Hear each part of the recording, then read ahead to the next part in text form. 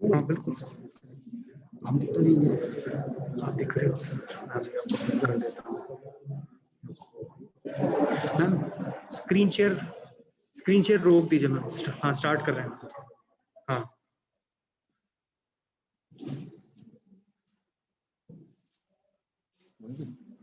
Screen share stop होते आ जाएगा।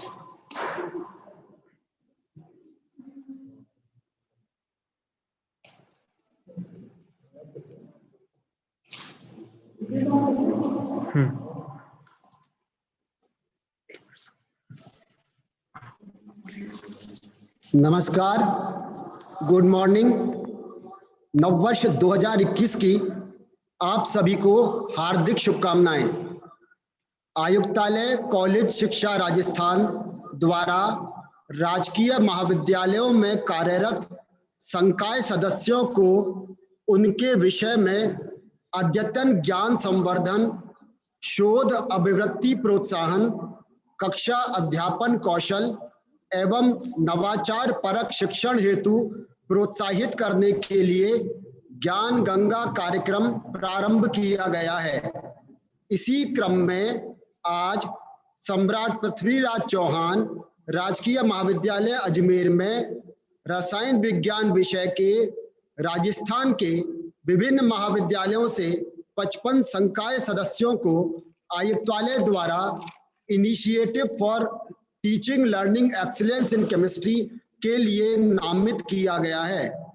यह प्रशिक्षण कार्यक्रम आज दिनांक 11 जनवरी से प्रारंभ होकर 16 जनवरी 2021 तक आयोजित होगा।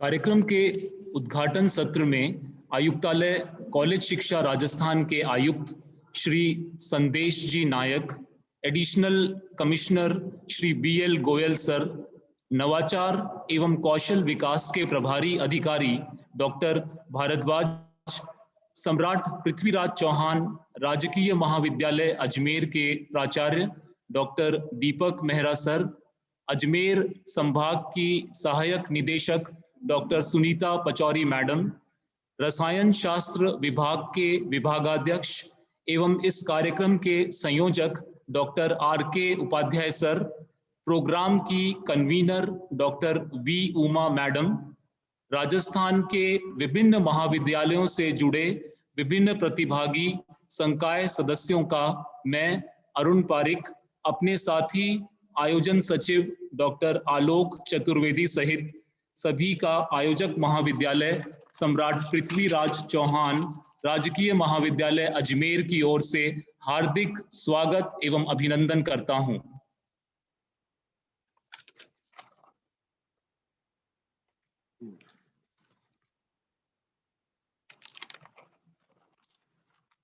धन्यवाद अरुण जी।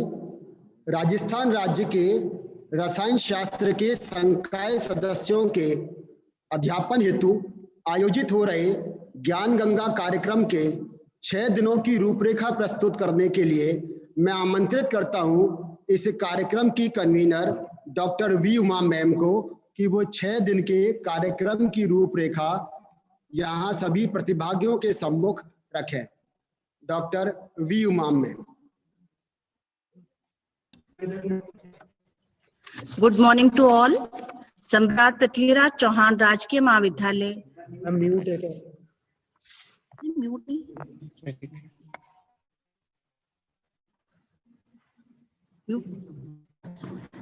सम्राट पृथ्वीराज चौहान राजकीय महाविद्यालय अजमेर के रसायन शास्त्र विभाग की ओर से मैं डॉक्टर V उमा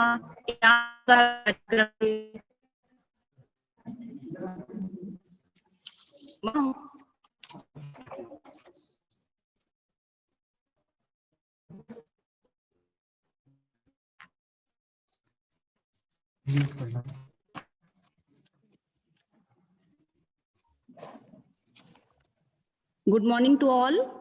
सम्राट पृथ्वीराज चौहान राजकीय महाविद्यालय अजमेर के रसायन शास्त्र विभाग की ओर से मैं डॉक्टर V उमा इस ज्ञान गंगा कार्यक्रम के इस उद्घाटन सत्र में सभी अतिथियों, साथियों, एवं प्रतिभागियों का स्वागत व अभिनंदन करती हूँ। मैं आपको बताना चाहूंगी कि ज्ञान गंगा कार्यक्रम कम्युनिस्ट्रेट कॉलेज एजुकेशन जयपुर व एसपीसी गवर्नमेंट कॉलेज अजमेर के संयुक्त तत्वाधान में आयोजित किया जा रहा है। यह 6 दिवसीय टीचिंग लर्निंग ट्रेनिंग प्रोग्राम है, जिसमें डॉक्टर आर.के. उपाध्याय सर जो हमारे एचओडी हैं वो कोऑर्डिनेटर हैं, मैं कन्वीनर और डॉक्टर अरुण पारिक व डॉक्टर आलोक चतुर्वेदी ऑर्गेनाइजिंग सेक्रेटरी हैं।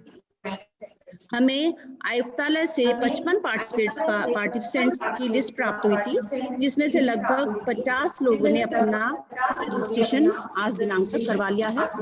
इस कार्यक्रम में प्रतिदिन इनवाइटेड लेक्चर्स होंगे, 2 सत्र होंगे जिनके, और एक प्रैक्टिकल सेशन होगा जो कि निम्नानुसार है। प्रथम दिन इनवाइटेड लेक्चर होगा डॉक्टर नरेंद्र कोजक सर का, जो कि डूंगर कॉलेज बीकानेर से हैं। दूसरा सत्र होगा सीपी पोकरना सर का, जो कि आर.के. पाटनी कॉलेज किशनगढ़ से हैं। इनका टॉपिक एनएमआर स्पेक्ट्रोस्कोपी होगा। और तीसरा सेशन प्रैक्टिकल सेशन होगा, जो कि 1 से 1:30 से 2 बजे का होगा, जिसमें कि doctor Shailene Singh Rathore Sirohi government college से अपना लेक्चर देंगे। ये उनका टॉपिक होगा virtual lab setup. Second day जो लेक्चर होगा वो होगा रामेश्वर आमेटा सर का सिमेट्री एंड ग्रुप थ्योरी पर। दूसरा लेक्चर होगा संगीता लोकर मैम का, जो कि application of group theory in determination of hybridisation and vibrational spectroscopy होगा। थर्ड एक्टिविटी प्रैक्टिकल की होगी, जो कि शैलन सिंह राठौर एंड स्नेहलता कलियप्पन मैम एक साथ लेंगी, और वो होगा मॉलिक्यूलर मॉडलिंग पर। थर्ड डे जो लेक्चर होगा वो चित्रा गुरनानी महिंद्रा यूनिवर्सिटी हैदराबाद से होगा। और नेक्स्ट लेक्चर होगा आशु रानी सक्सेना मैम का, जो कि हेड हैं यूनिवर्सिटी ऑफ कोटा से, और वो रिसर्च प्रपोजल्स के बारे में आपको बताएंगे।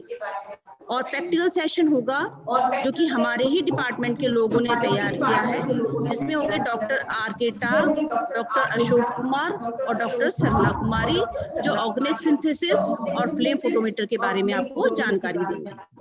फोर्थ डे जो इनवाइटेड लेक्चर होगा वो होगा डॉक्टर अजय शर्मा का और डॉक्टर सीपी भसीन सर का, जो कि पोलोग्राफी एंड नोबेल लॉरिएट्स के बारे में होगा। प्रैक्टिकल सेशन हमारे कॉलेज के ही टीचर्स लेंगे, जो होगा doctor Sheela Tikku, doctor Rashmi Sharma, doctor Kalpana Arora and Vandana Mathur ma'am का, जो इनऑर्गेनिक और ऑर्गेनिक सिंथेसिस के बारे में आपको बताएंगे। इसी तरह से 5वें दिन इनवाइटेड लेक्चर होंगे doctor Anuj Sharma central university of Rajasthan और डॉक्टर अरुण अरोड़ा जैन व्यास यूनिवर्सिटी जोधपुर से, जो कि क्रमशः traditional and contemporary bio inorganic chemistry and overview और मास स्पेक्ट्रोस्कोपी पर अपना लेक्चर देंगे। और प्रैक्टिकल सेशन होगा डॉक्टर नीता कानून, एसएमयू राकी सर, सीमा गर्ग मैम और दीप्ति रगनानी का।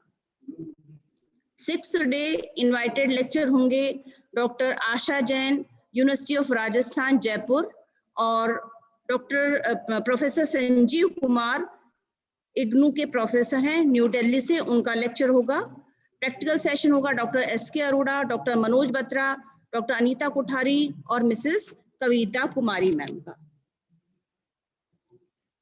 इस प्रकार टोटल 12 इनवाइटेड लेक्चर्स होंगे और 6 प्रैक्टिकल के सेशन होंगे। हमने यह कोशिश की है कि सारे ऐसे टॉपिक्स हम कवर करें जो कि हमारे रिसर्च यूजी और पीजी के टॉपिक्स को कवर कर सकें। इसी तरह से हमने जो प्रैक्टिकल सेशन बनाने की कोशिश की है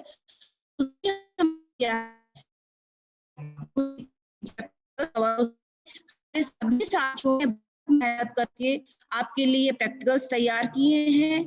आशा करती हूँ आपको ये बहुत अच्छे लगेंगे। ये जो सेशन होगा इनवाइटेड लेक्चर्स का वो 50 मिनट का होगा और 10 मिनट का क्वेश्चन आंसर सेशन होगा। आप जो भी पार्टिसिपेंट हैं वो इस सेशन को सुने और आपको जो भी क्वेश्चंस आपको पूछने हैं वो आप चैट बॉक्स में या व्हाट्सएप के ग्रुप में लिखकर पूछ सकते हैं, जिनका कि समाधान लास्ट 10 मिनट्स में किया जाएगा। 50 मिनट्स का लेक्चर होगा और 10 मिनट का क्वेश्चन आंसर सेशन होगा। हमने ये प्रोग्राम इस तरह से डिजाइन किया है कि इसमें रिसर्च के टॉपिक और यूजी पीजी के सभी टॉपिक कवर कर सके। ये हमारे सभी साथियों ने मिलकर तैयार किया है, बहुत मेहनत से ये तैयार किया गया है और जो आपके लिए काफी उपयोगी साबित होंगे। आशा करती हूँ कि ये टीचिंग लर्निंग ट्रेनिंग प्रोग्राम अपने गोल्स को अचीव कर सकेगा और हम इसमें सफल रहेंगे।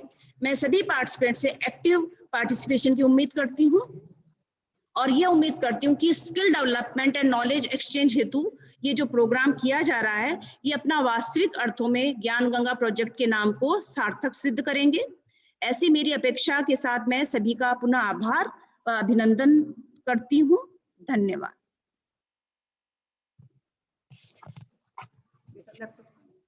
आपका देखिए।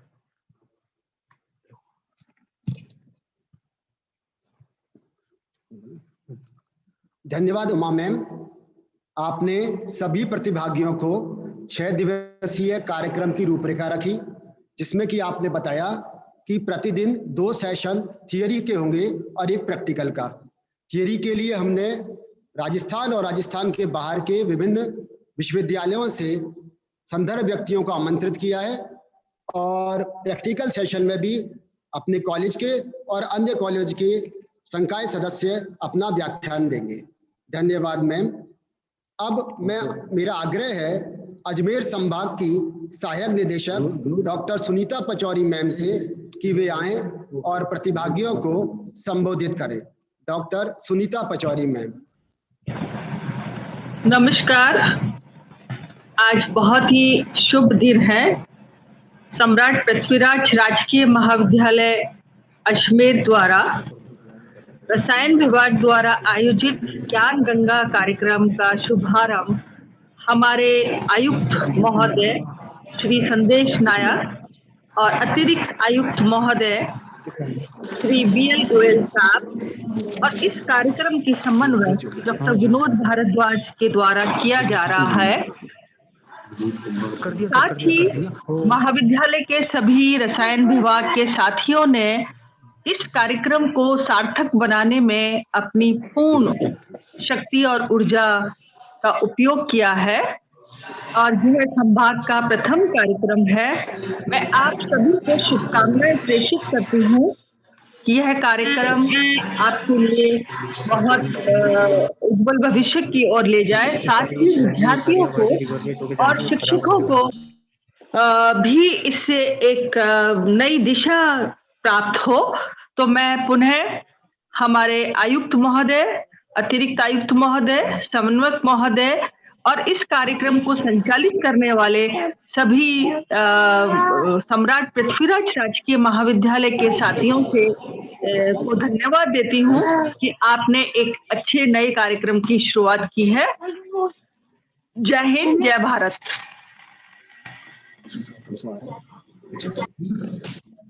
Over to Alok ji. Thank you ma'am.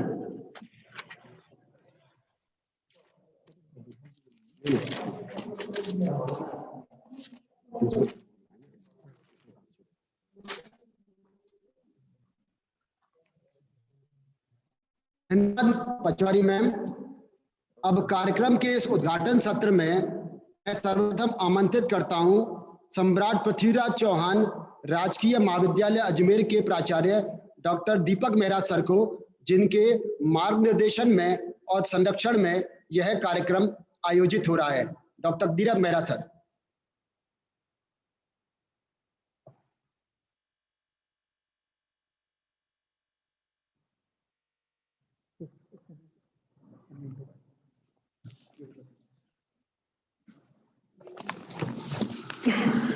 A very good morning to all of you.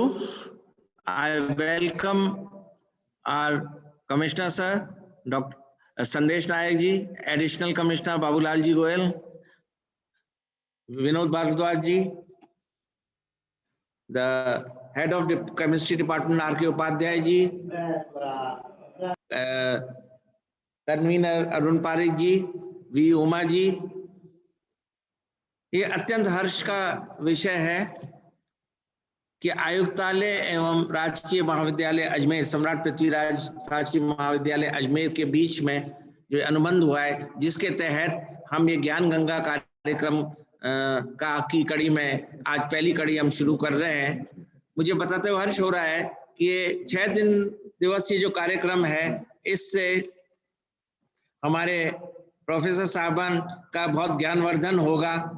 मैं सुन रहा था विभिन्न क्षेत्रों से विषय विशेषज्ञ आए हुए हैं और आपस में ये जो बातचीत का दौर होगा उससे निश्चय ही कोई सकारात्मक इसके रिजल्ट्स हमारे सामने देखने को आएंगे।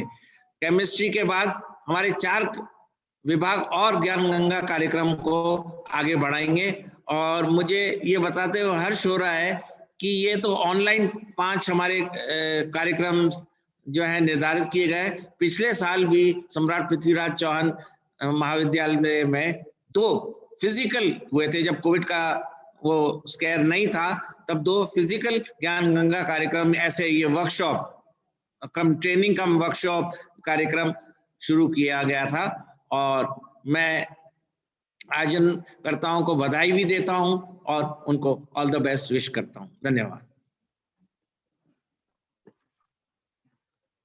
धन्यवाद सर, आपके सतत सहयोग एवं प्रोत्साहन के लिए धन्यवाद। कोविड की कामयाबी में महाविद्यालय के विद्यार्थियों की ऑनलाइन पढ़ाई अनवरत जारी रहे, साथ ही विभिन्न महाविद्यालयों के संकाय सदस्य अपने अध्यापन कौशल एवं ज्ञान में अभिवृद्धि सतत रूप से करते रहें। इसके लिए हमारे आयुक्त महोदय लगातार प्रयासरत हैं। उनके संरक्षण एवं मार्ग निर्देशन में उच्च शिक्षा विभाग उत्तरोत्तर उन्नति कर रहा है। आमंत्रित करता हूं आयुक्त महोदय श्री संदेश जी नायक सर को। संदेश नायक सर। सर अभी सर थोड़ा बिजी हैं, 5 मिनट में सर कनेक्ट होंगे। हेलो डॉक्टर आलोक। ओके सर, ठीक है सर। सर 5 मिनट में कनेक्ट होंगे। विनोद जी तब तक आप को आमंत्रित कर लें। ठीक है।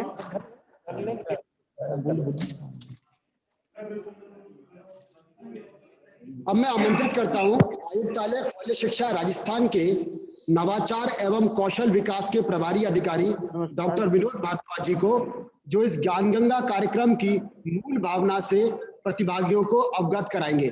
डॉक्टर विनोद भारद्वाज।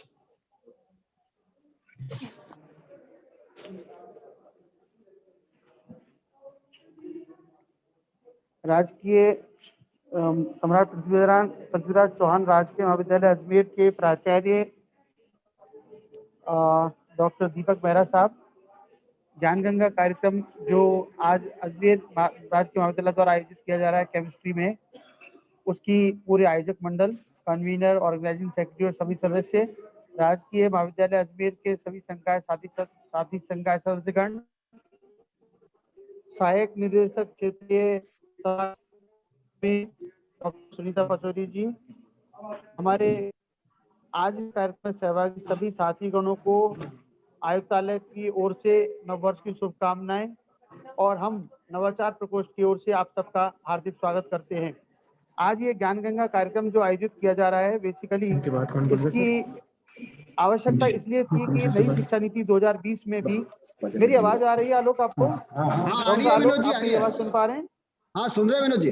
जो नई शिक्षा नीति 2020 में जिस तरह शिक्षक गुणवत्ता संवर्धन की बात की गई है, राज्य में शिक्षा में विकास और शैक्षणिक जो गुणवत्ता है उसमें संवर्धन और अभिवृद्धि के लिए जो प्रयास किए जा रहे हैं विभाग द्वारा और सरकार द्वारा, उनकी कड़ी में यह ज्ञान गंगा कार्यक्रम आवश्यक है, जिसमें मूलतः शिक्षा में विषय परक ज्ञान, अद्यतन ज्ञान संवर्धन और हमारी कक्षा अध्यापन कौशल को सुदृढ़ करने के लिए जो आवश्यकता है हमारे सिस्टम में, उच्च शिक्षा में, उसके तहत ज्ञान गंगा कार्यक्रम को तैयार किया गया और ज्ञान गंगा कार्यक्रम को पूरे राजस्थान के सभी राजकीय महाविद्यालयों में लागू किया गया है।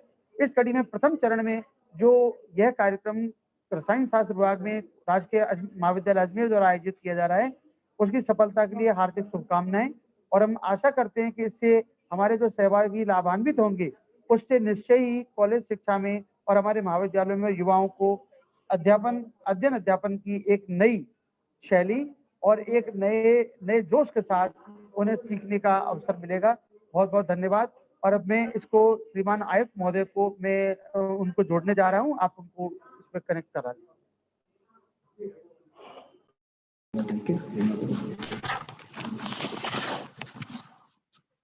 मेरा वाला चलेगा क्या? एक सेकंड को सर क्या इसको वॉल्यूम डालना? मैं बोल पाऊंगा कि इसका बोल दो। एक सेकंड नहीं सर बोल पाए बस इसी पे नहीं, बस शुरू होने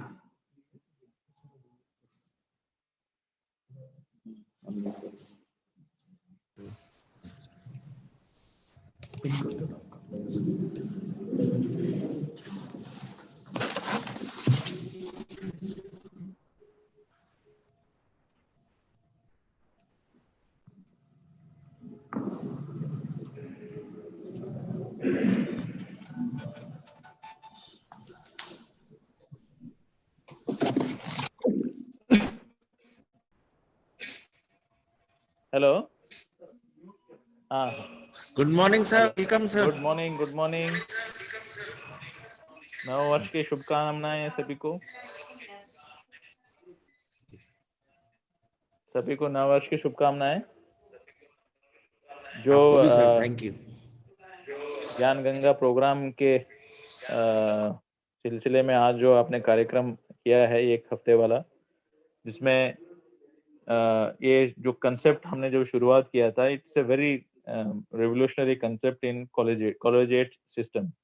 कॉलेजिएट के जो कॉलेजेस कभी भी ऐसा फैकल्टी डेवलपमेंट प्रोग्राम या रिफ्रेशर कोर्स कभी कराते नहीं थे।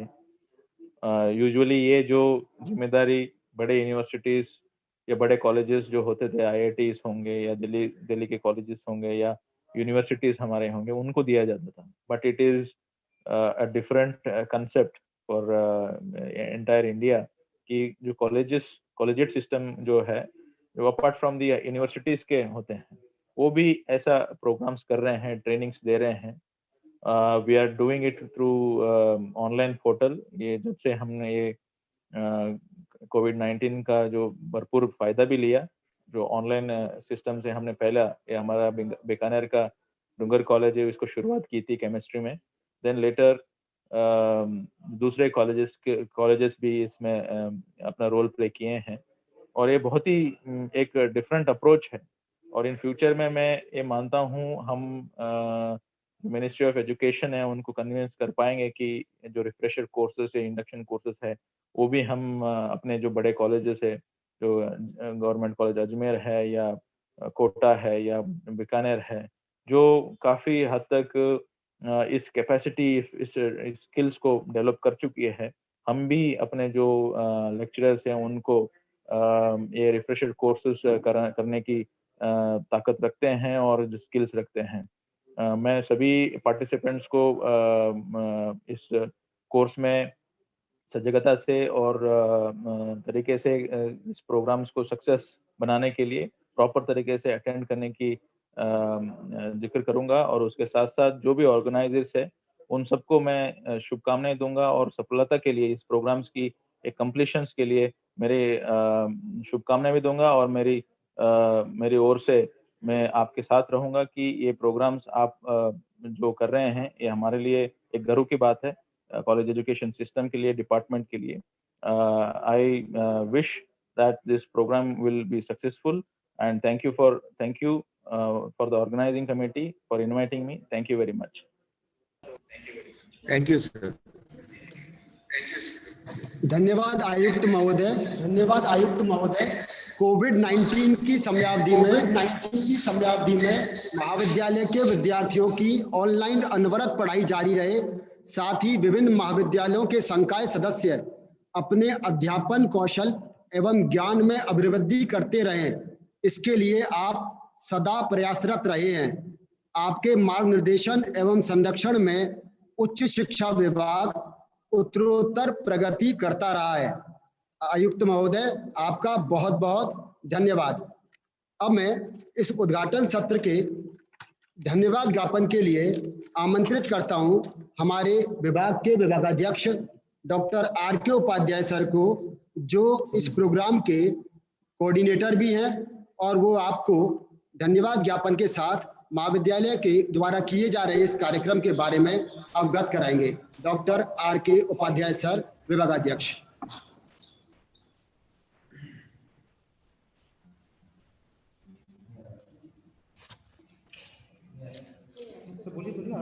धन्यवाद डॉक्टर आलोक जी।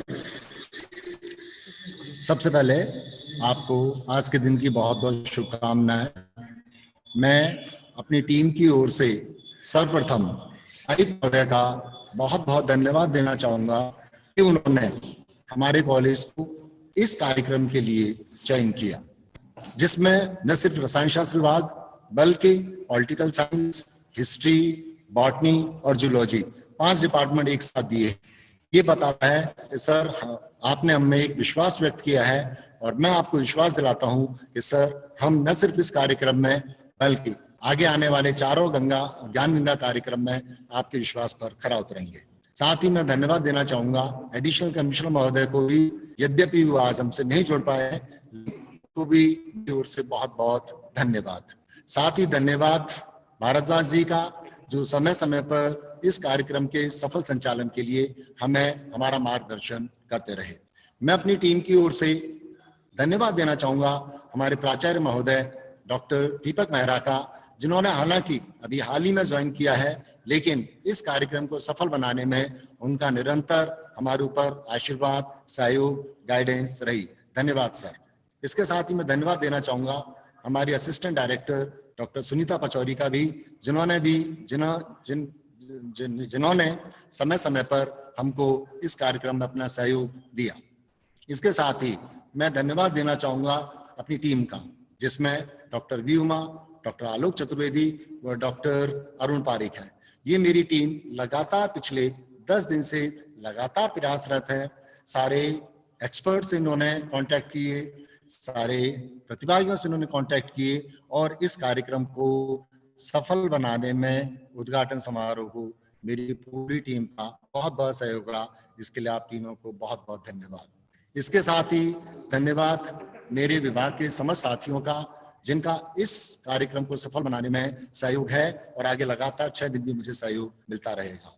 इसके साथ ही जो लोग भी टेक्निकल रूप से इस टीम के साथ जुड़े हुए हैं, डायरेक्ट या इनडायरेक्ट रूप से, उन सभी को मेरी ओर से बहुत बहुत धन्यवाद। अंत में मैं धन्यवाद देना चाहूंगा मीडिया को, रिपोर्टर्स को, जिन्होंने इस कार्यक्रम की कवरेज अभी तक की है और मैं आशा करता हूं कि वे आगे भी इसकी कवरेज करते रहेंगे। इसके साथ ही मैं आशा करता हूं आप सबके सहयोग से, साथ ही मैं भूल गया प्रतिभागियों का भी बहुत बहुत धन्यवाद, जिन्होंने इसके अंदर पार्टिसिपेट कर रहे हैं। आशा करता हूँ कि अगले 6 दिन के अंदर निश्चित रूप से वो हमारे एक्सपर्ट से आभार दिखाएंगे। हमने सभी एक्सपर्ट का चयन बहुत ही सोच समझ कर किया है। सारे स्पेशलिस्ट हैं, सारे आगे मेरी ओर से कहेंगे, तो भी मेरी ओर से एडवांस बहुत बहुत धन्यवाद। जय हिंद, जय भारत। धन्यवाद सर। आपका हमें हमेशा पूरा सहयोग मिलता रहा।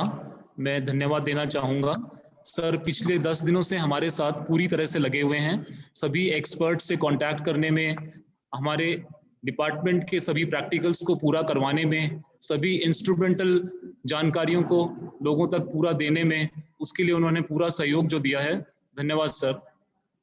अब हम प्रथम दिवस का प्रथम तकनीकी सत्र प्रारंभ करने जा रहे हैं। इसमें डूंगर महाविद्यालय बीकानेर राजस्थान के डॉक्टर नरेंद्र भोजक संदर्भ व्यक्ति के रूप में ऑगमेंटेड एंड वर्चुअल रियलिटी पर प्रतिभागियों से रूबरू होंगे। डॉक्टर भोजक ने राजस्थान विश्वविद्यालय से एमएससी तथा दिल्ली विश्वविद्यालय से एमफिल व पीएचडी की उपाधि प्राप्त की है। आपके 60 रिसर्च पेपर अंतरराष्ट्रीय स्तर के जर्नल में प्रकाशित हो चुके हैं। आप 5 पुस्तकों के ऑथर हैं। आपने 3 पेटेंट भी कराए हैं। राष्ट्रीय एवं अंतरराष्ट्रीय सेमिनार कॉन्फ्रेंस में आप 65 बार अपने शोध कार्य को दर्शा चुके हैं। डॉक्टर भोजक को 23 वर्षों का रिसर्च अनुभव है। आपके मार्गदर्शन में 26 विद्यार्थियों को एमफिल तथा 16 विद्यार्थियों को पीएचडी उपाधि प्राप्त हो चुकी है। आपका research field green chemistry, food and drug analysis, bio और इनऑर्गेनिक केमिस्ट्री है। आपको शोध एवं शिक्षण क्षेत्र में अनेक बार सम्मान मिल चुका है। अब मैं आमंत्रित करता हूं भोजक साहब को अपने व्याख्यान के लिए। Doctor Narendra Bhojak. Good morning, all of you. Am I audible? Hello. Am I audible? Yes, sir. हाँ जी sir, you are audible, sir. And the PPT are visible? PPTs are visible? Hello? Hello? Sir आपकी आवाज आ रही है sir. PPT are visible or not? PPTs? Visible है sir. Okay, fine. Thank you. आप इसको viewer उसमें ले जा सकते हैं सर। हाँ, okay. I am taking that. Okay.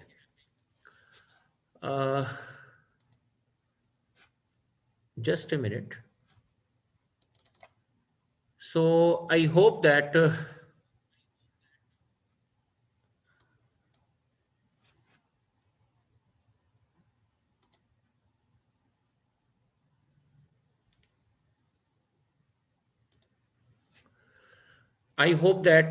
you are visualizing these PPTs.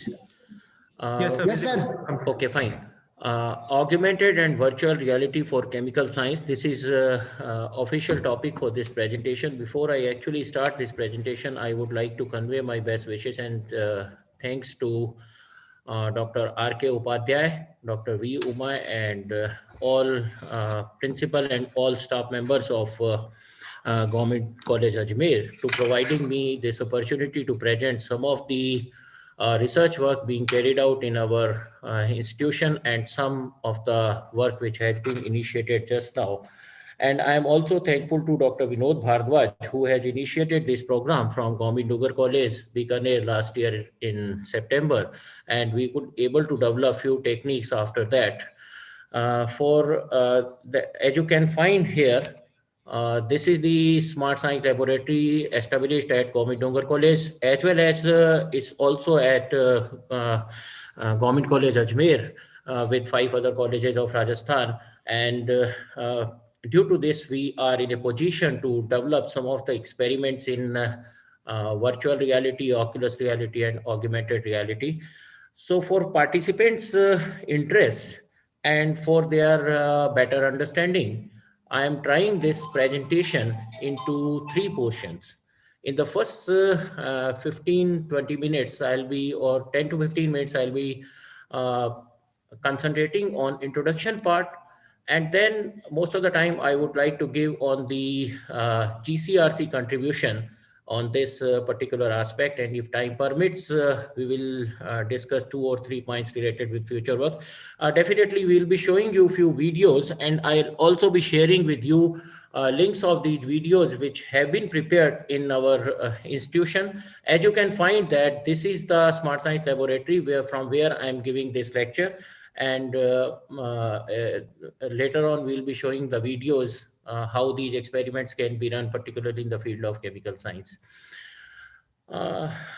Before I actually start, I would like to convey my disclaimer for this, and you should note it down. VR is not substitute of real world. It's just a technique to travel towards reality with better understanding. This must be in our mind. Otherwise, sometimes what happens that we get confused that we will able to synthesize in the virtual field and that will be applicable to the real also. Real is real, but this is definitely very important and interesting. So now if I take it as virtual reality part, then what happens actually? Can we replace the real world? So answer is partially yes, partially no, but in a better sense it's no. More interesting that is immersive multimedia computer simulated. And this is why that computational modeling and somewhere QSR studies in pharmaceutical designing and other things are also equally important. But interestingly, it replicates the environment. How it is being done, that we'll able to show later on in this particular presentation. It simulates the physical presence. It means that you can develop your physical presence as well as you can augment your physical presence and then allow interaction that we'll be interacting. First introduced in 1950. Interesting is that it's not so new or so novel as considered nowadays. It was initiated in 1950s, but pushing gaming word in 1990, and now handset consumer market is available at present. So if we see this, this is the part of augmented reality. So this is the photograph taken from the available source for which I will be sharing the reference. But important is that this is taken from our laboratory. It means that if we are talking about the virtual reality, then you are entering in this field. You are entering in the field of virtual science. Then augmented reality.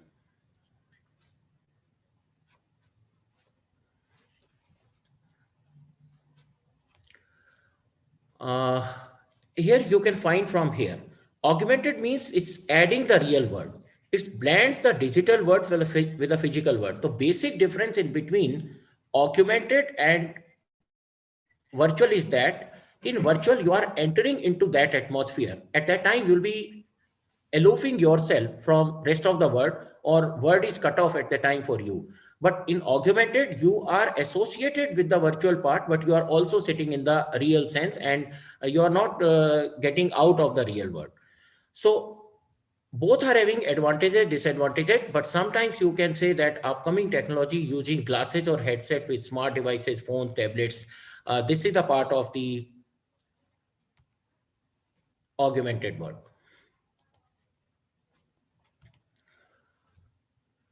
So augmented reality is a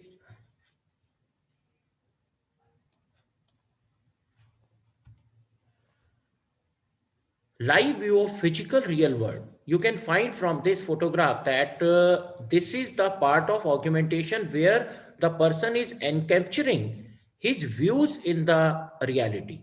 So making artificial things interactive and digitally usable. So if you could able to use it digitally, then only it will be considered the augmented part. I would like to explain you with this particular example. This is a mathematical model which can be used in the chemical sciences. And this is taken with from one particular reference, and that I'll show you later on. So you can say that there are two parts. One, you can say your experimental setup that can be in the form of a system, and remaining is in the surroundings. But in the real sense, you know that surrounding is somewhere else. Surrounding is outside. But we have created this atmosphere. We have created this atmosphere in the form of the surroundings. So when it's moving and is coming with two blocks, so that will be creating the augmented, later on is creating the virtual part. So if I want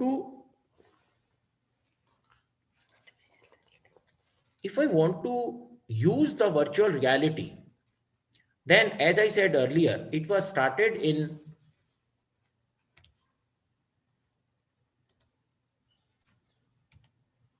1960. Before you really start to work in the field of virtual reality, you should understand few terms like synthetic environment. We will be showing you how the synthetic environment is developed in the field of virtual and augmented reality. Then cyberspace,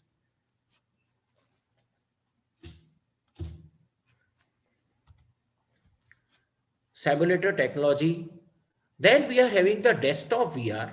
WW means window on word, and non-immersive VR. Today, whatever we are talking, mainly we are talking in terms of non-immersive VR technology.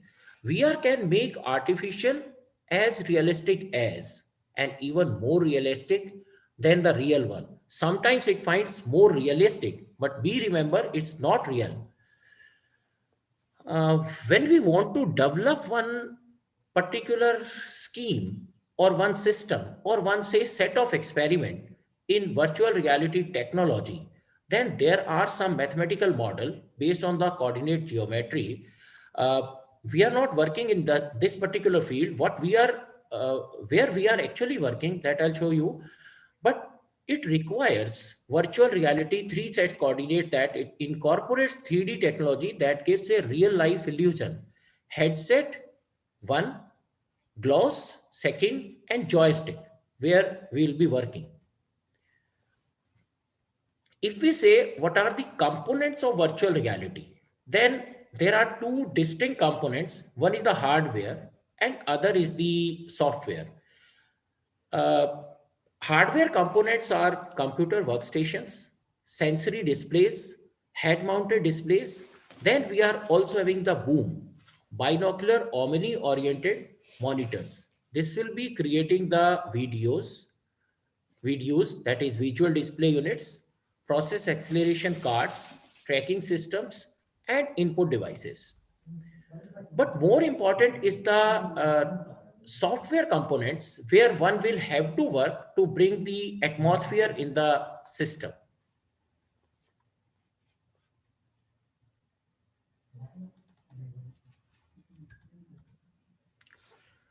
The software components are 3D modeling softwares, 2D graphic softwares, and digital sound editing software. I think nowadays, many among of you are well versed with the digital sound editing software when they are interested to prepare their PowerPoint preparations or their visual ads or their lectures on YouTube uploadation. If we consider the classification of VR systems, then these are the 3 types of the VR systems: non-immersive VR systems, semi-immersive, and immersive. That is also known as fully immersive VR system, where actually I am sitting at this place. It is having the semi-immersive system, but when I'll be showing you one particular VR based on Oculus Rift, then it will be converting into the immersive one.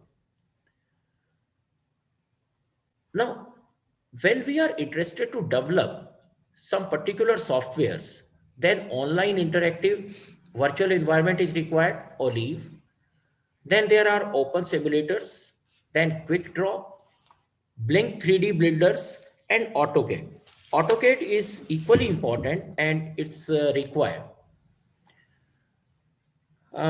Before I go to work which is being carried out by us or have been carried out at our institution, we would like to tell you some applications of VR.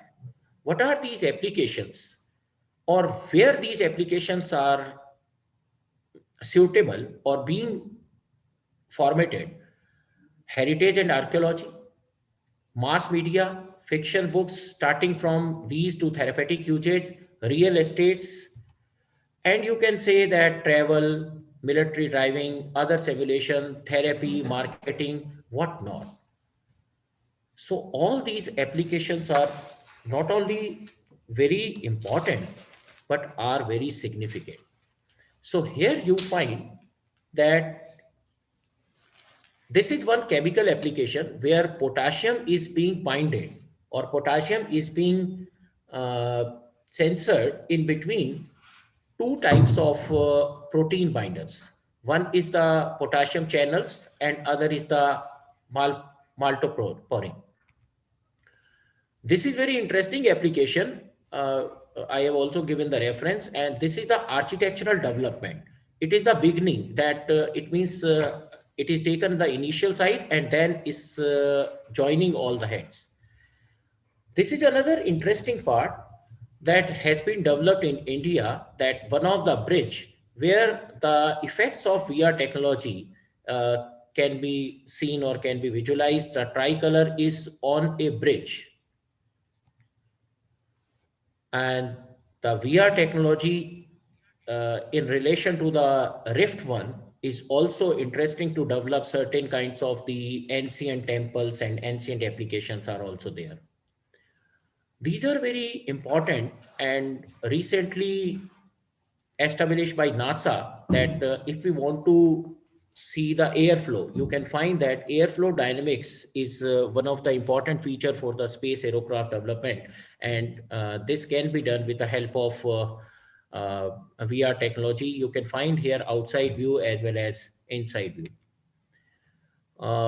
Nowadays, you must have heard that to get a training on aerocraft or aeroplanes, you need not to go on air. Before that, later on, you'll be definitely going in air, but you can understand the major feature or holistic feature remaining at the surface by using the simulation studies.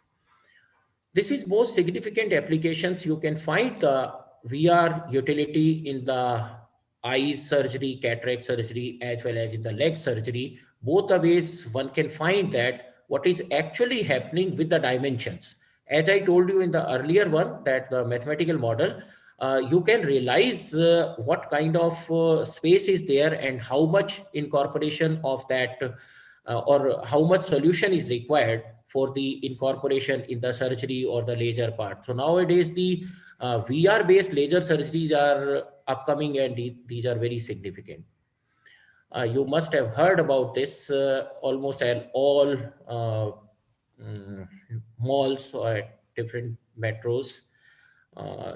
These gaming industries, work industries are available, workstations, and where persons can enjoy and take the different types of games in action.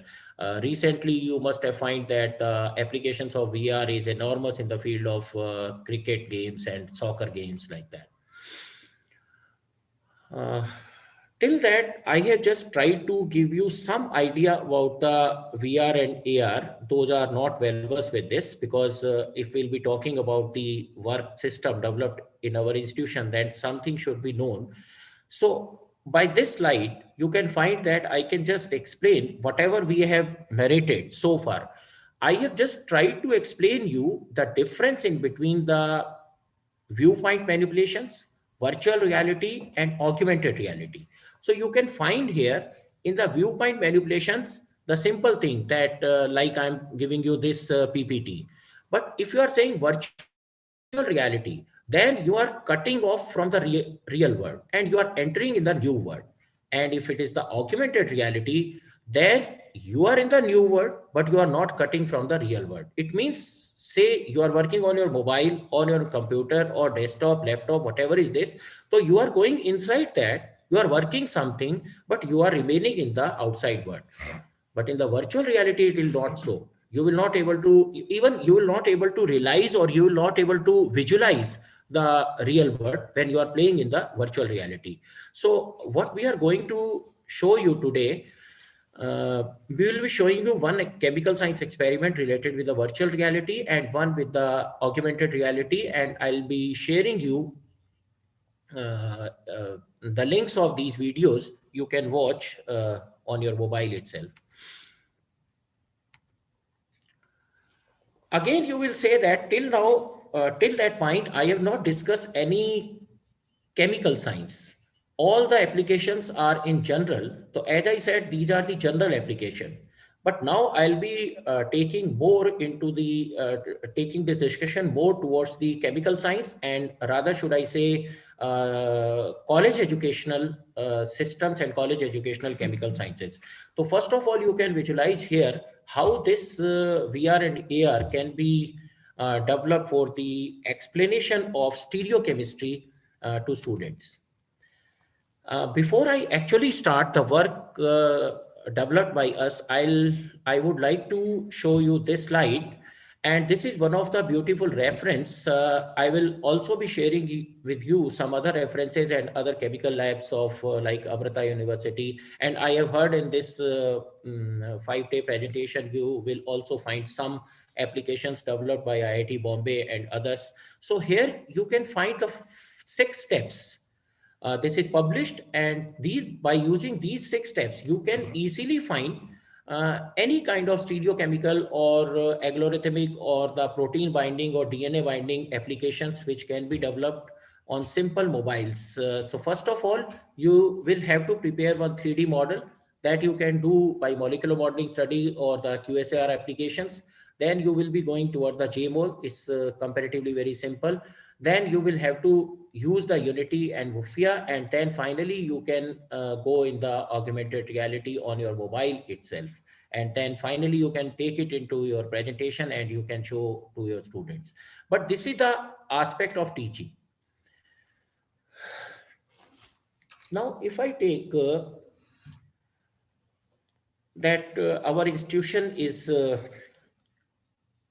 developing the augmented reality, virtual reality recently, or in this COVID-19 pandemic period only, not so. I'm showing you here, in 2018, we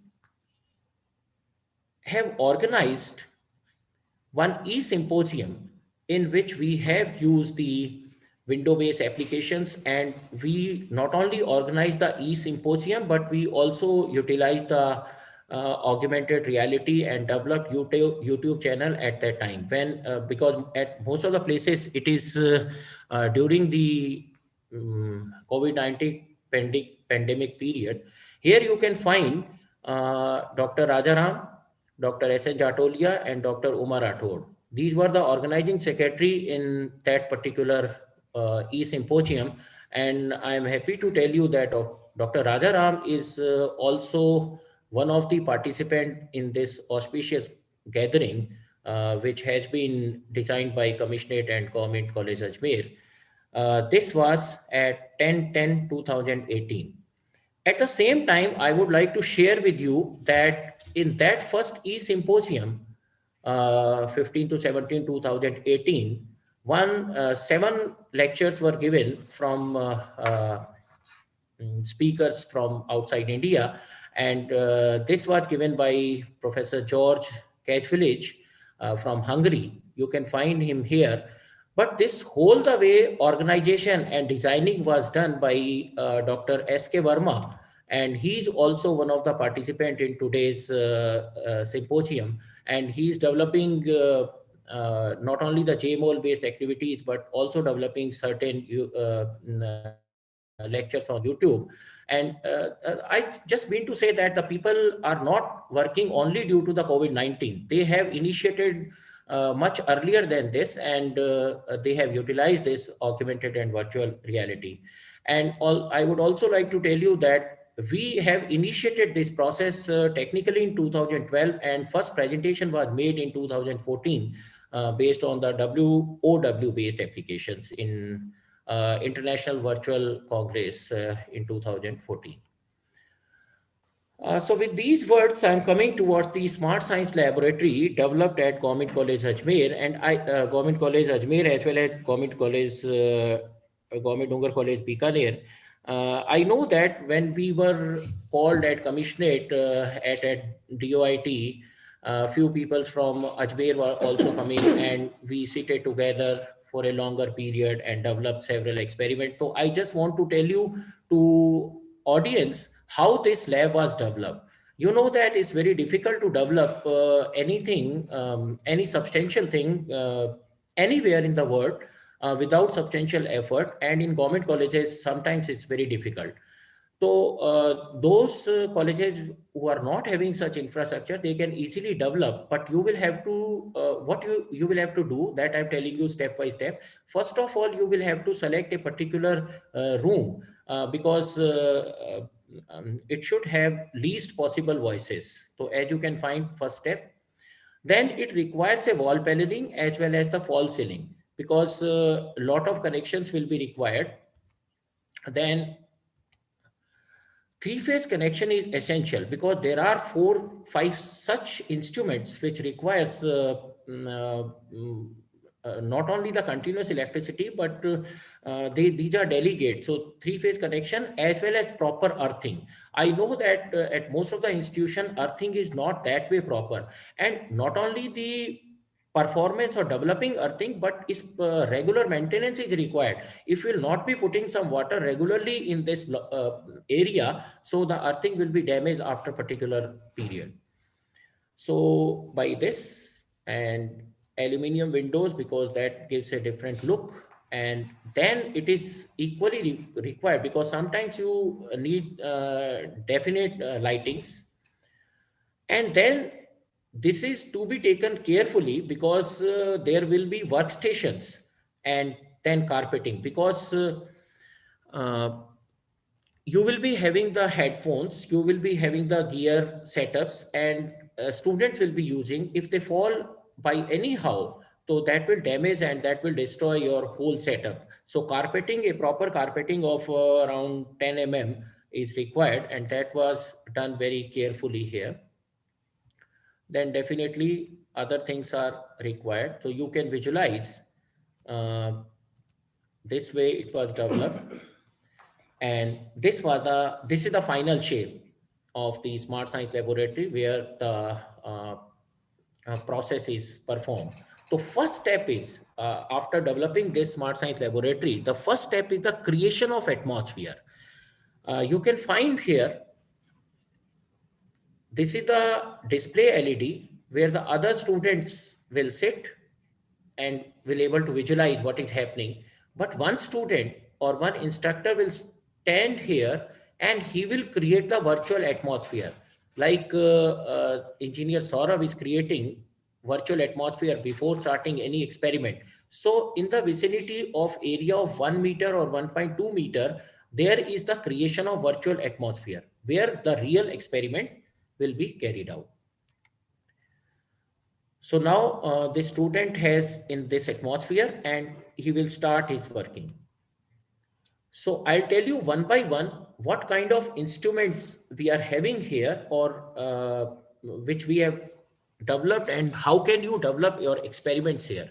So this is the one particular set of experiment with instrument where you can perform the different sets. What are these sets? I'll taking in the next slide. Here you can find this is the headphone unit, or this is the control unit. So you will be, this is like a joystick. So you'll be moving in the lab with the help of this. You will be working and facing your headphones by using this.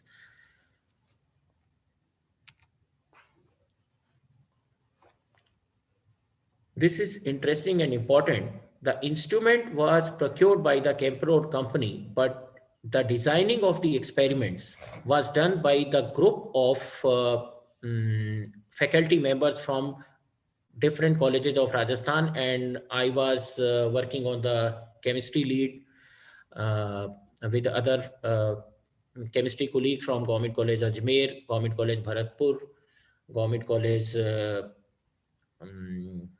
Kaladera, and we were 4 or 5 persons, so worked continuously, and we have designed not only the we have helped to design the coding part, but we have given all sets of experimental backup to them. So this is the VR Rift, virtual reality Rift. This is also known as Oculus Rift. 3 types of experiments are there. One is based on the paper titration, other is on the paper chromatography, and third is the polarimetry. Few experiments related with the spectrophotometry like NMR or IR are also here.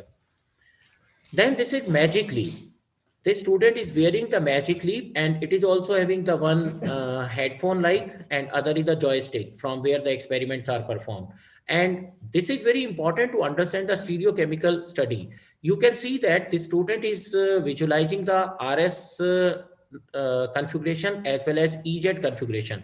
So he's sitting here, but by using this joystick, he can move towards the other side. Like, you know that when you go for the Fisher projection formula, so you will have to say that go to the left to right movement or right to left movement and go back side to this, front side to this.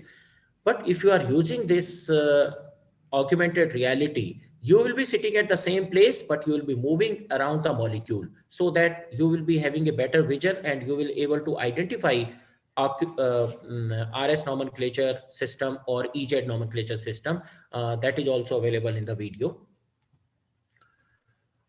Then we are also having the Gear VR facilities. For that, a particular category mobile phone is required, but it will provide us to work on the spectrophotometric experiments like B.S. Lambert law without using the delicate instruments on the VR platform. So here I can show you few real set experiments which are being shown to students, and you can find here, this is the antacid titration. Determination of the quality of antacid, different antacid is being performed here by the student. And this is the chromatographic experiment is being performed. Before I show you the video, I would like to emphasize on 2-3 more slides. I am very happy to show you this slide. Those are learning carefully and have some other interests also. Can you just guess who is this person? If you know, you can write on your in your chat box. If you know this person, I'm just asking to participants. So anyway, I'm happy to inform you that recently, just 2 days before, the principal and commissioner person must be knowing that these 6 labs were inaugurated by our Honorable Minister,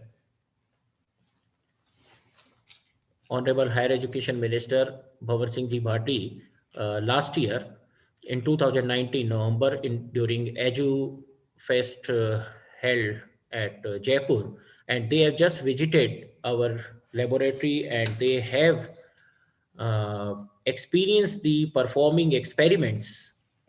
Bhavar Singh Ji Bhati experienced the performing the experiments on Oculus Rift and VR that you can find this photograph. And they are another minister, popular minister, Dr. B.D. Kalla ji. They have also visited this lab just 2 days before, and they have also tried to perform the experiments on the Oculus Rift and augmented and virtual reality. This was just for information. So what we say that 3 types of presentations are there: AR, VR, and OR base. If you want to see one of the, I'll just take it and I'm just showing you.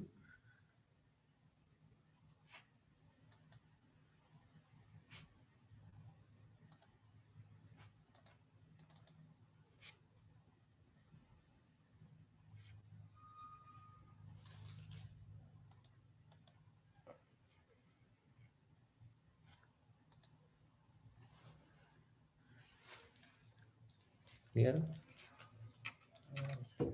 Is this presentation is visible? This video is visible? Yes, sir, it is visible.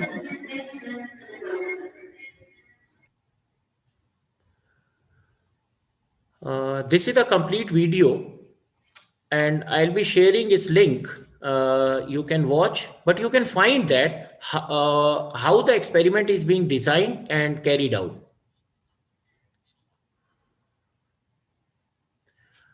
See that this is the person who is performing this experiment. So it's not in this world. His world is this augmented created, virtual created here.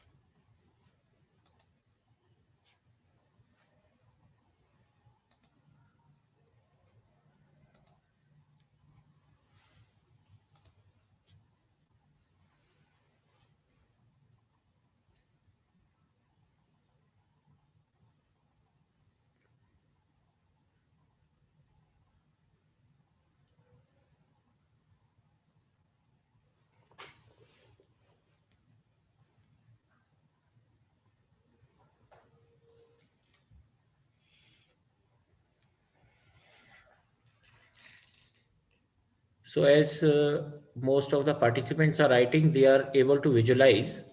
I'll show you another video and then I'll share the link with you. You can watch on your mobile.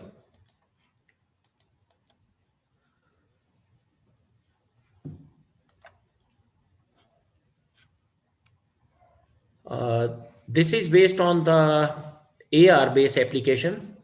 The previous one was VR based. Here the person is working on the refractometer. Is it visible to all?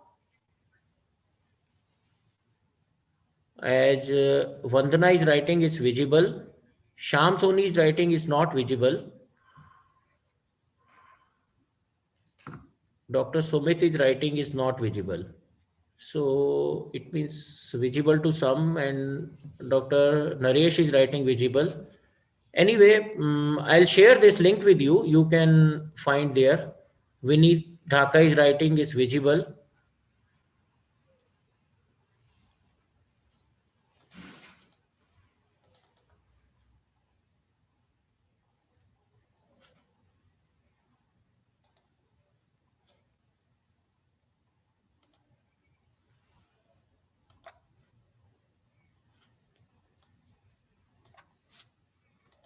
Okay.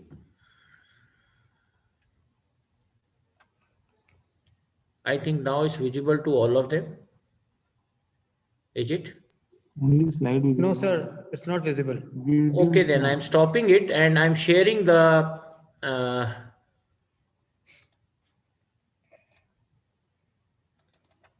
link with you. So I'm typing this link in the chat box.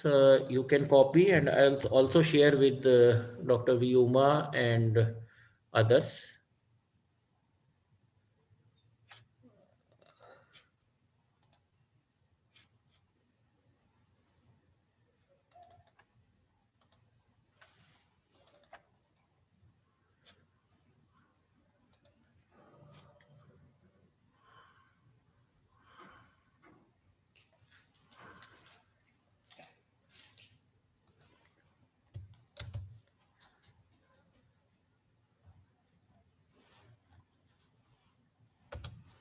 I have shared in the chat box 4 links. One is related with the AR based activity, refractometer. Other is OR based activity, antacid titration. And other is OR based activity, NMR and NMR, IR and UV based on the oculus rift. And then OR based on thin layer chromatography. You all can visualize and can experience it. And we are also in a position to show these experiments to you live. If time permits, I'll show you one live experiment. Otherwise, the experiments are similar. You can find here. If you have not got it in chat box, then kindly write in the chat box no, so I can share it once again. Otherwise, I think it's visible to all of you. It's in the chat box. Sir, it's there in the chat box, sir. Okay, fine. Thank you. So I am continuing my presentation after these videos. It will take 10 to 15 more minutes. I think Dr. V. Uma, I have 15 minutes more or less than that? Yes, sir, you can go for 15 minutes. Okay, fine. Okay.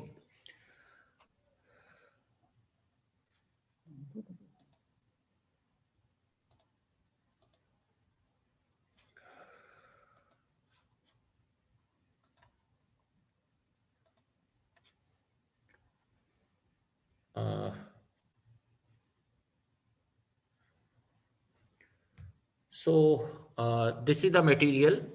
If you could not able to get it in chat box, you can take screenshot from here and you can find in the YouTube channel. Interesting is that all these you can also develop at your institution and you can show to your students too. I'll also share you one video in last. This is related with a 3D printer. Since we are from chemical science, so this is equally important for us. I would like to tell you one more thing. In all this presentation, part second, not in the introduction, in the part second, whatever we have shown you, we have not copied from anywhere. This is available in our smart science laboratory. We have taken photograph from here itself. We have not taken any kind of cut and paste material. So you can visualize here, this is the working of 3D printer. This is live, this is running. So two types of materials are there. We are having 4 different colors. This is material. Can anyone name this material? Because we are from chemistry, so we should know the material, and you can design one experiment where you can show the synthesis of this material, and you can also go for the visualization of this material. And I'll tell you more interesting part is that the material development is very important now, because the 3D printer which we are having is just the 6 inches by 6 inches, means its overall volume, height, length and width can only be 666. But it can be up to the 6 feet. It can be up to the 6 meter. So nowadays the real 3D models are having shape of yourself. You can find here, we have developed this shape of cat and different other materials. The material, if someone has written in the chat box, if you can on the chat box.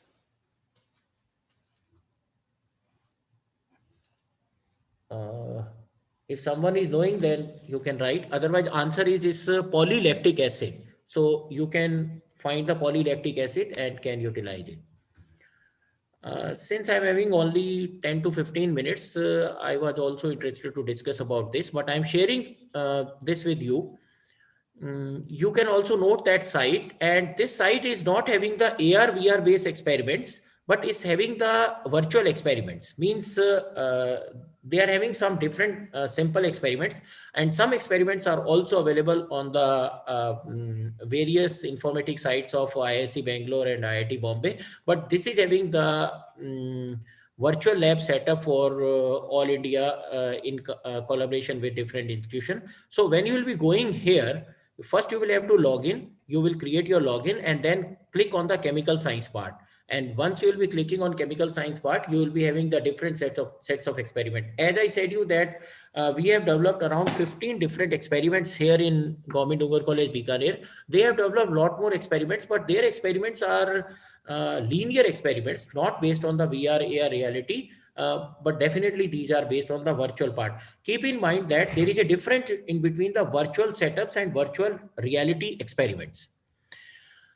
Now, in next 5 to 10 minutes, I would like to give some idea on some experimental parts on which you can design your VR and AR based experiments. I repeat, your AR and VR based experiments. I'll be telling you one particular example on which we are working. We have completed one work, and second part on which we are still going on. It's just for a different aspect. This is the laboratory of Michael Faraday. You can find the systematization in his laboratory in a different way. And this is the laboratory from where I did my PhD. Comparison is in front of you, but we can never compare with the Michael Faraday, because whatever he has developed without any kind of resources. These are the laboratories of post-graduation classes of our institution. And this is the laboratory where I'm sitting at present, Smart Science Laboratory. And here we can develop the VR, AR based experiment. But I will have to tell you, the experiments will come from here itself. You can develop experiments in VR and AR modes, but the real experiments will come from here. This is what I'm going to tell you in next 5 minutes, what we did. Many among you are maybe working on the pollution science, pollution studies or other things. So you must be knowing about the hazards and disadvantages of commonly known solvents, particularly used in the chip industry, solar industry, and flex and printing industry. All these solvents are banned by EPA, and they are having the lot of toxicity and lot of hazards. How their toxicity is incorporated in the DNA binding and in protein. Say methyl alcohol is having severe hypnotic action if it's above 4%, and if it is over 6.5%, it damages our eyes, it creates the blindness, and above 8%, it's lethal. And this is why it is known as liquor, and is being added in different kinds of cheap liquors. So how it actually work, that is established, and that we can design in our board. But even if it is not actually designed, then how can we work in our laboratory? I would like to tell you with one particular example. You all are knowing the LR grade acid is being utilized in your laboratories significantly, regularly, if you are really working in the lab. So here is one point is from all participants. If you are knowing the answer, you can write the answer in the chat box. How much water is required for neutralization of 1 milliliter of this acid is being thrown by you or your students in sink without any kind of neutralizing agent? How much water table or how much water is required to neutralize this 1 milliliter of acid which is being thrown by you in your laboratory sink without using any neutralizer? Means you are not adding any alkali for this. Just if you know, then you can write in chat box so I can see. No one has performed this calculation so far in chat box. I repeat my question. How much water required for neutralization of 1 milliliter of this acid? Yes, Dilip Pawar has written that is 10,000 milliliter. Is partially correct. Rather, should I say that it's half correct? And anyway, I'll not go in the detail of this, but I'll try to answer.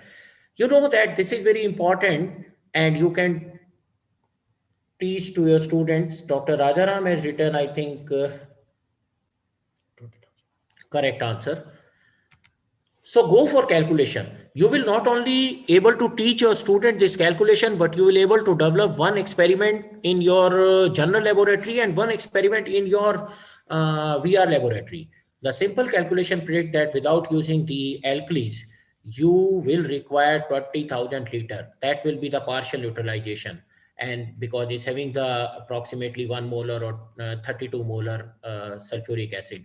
And that way you can go. But you can say definitely if you are using some bases, then lesser water is required. But you can understand the process of this. If you are throwing in the sink, not only that water, not only that acid, but other things are also there. And this is being thrown in the water table, underground water table. So you can imagine how much water is being destroyed by you regularly in your PG laboratory, UG laboratory, and other laboratories, and how much institutions are there in not only in Rajasthan but all over the country. And interestingly, we are not having any laboratory wastewater neutralization plant. We are just throwing it in the atmosphere, and whether it's going in the underground water or wherever. We are talking about the pollution, we are talking about the greenery development in the campus, but at the same time, we are responsible to create the hazards. I could not able to find even a single college in Rajasthan where laboratory wastewater neutralization plant was there till 2016. And we are happy to tell you that in Government Dungar College, we could able to develop one first laboratory wastewater neutralization plant, and it's very easy. You can find here, we have just collected it. And interesting is that when in the evening, students will be going at 4:45, they will be taking just pH reading, and then they will be calculating and establishing how much neutralizer is required to add in this container. And then not only they will be neutralizing it, and they will be supplying the neutralized water into the atmosphere or in groundwater, and then they can also use that water for different kinds of research and different kinds of activities, different kinds of learnings. So it was developed at our institution. Here you can find the present principal, Dr. G.P. Singh is there. And this was the neutralizer tank, and below this the collector was there. And this was the 3D model, because it was not so easy to develop without visualizing it. That 3D model first requires the AR treatments and then the VR treatments. So if you are combining AR and VR in the architectural part, then you can develop how that overall system is coming, and that can develop, that can be utilized. Not only this, we, by using that 3D model, we could able to establish the laboratory wastewater neutralization, but we also could able to get the solar distillation plant. So it means you can just imagine, uh, you are using, you are throwing polluted water in the atmosphere. Instead of that, now that polluted water is being utilized for the preparation of distilled water for your students. So you are recycling, and without any cost, you are using it by the solar distillation plant. This was the students team at that time, and this is the 3D model which is available at present in our principal's room. Uh, Important is that by using this technology, our students prepared one science film, and that was named as Saviors of Water, and that was awarded first prize in India International Science Film Festival 2019. He is the MSc student now, has passed out, and she is also MSc student, Abdul Shahid and Karishma Sankla.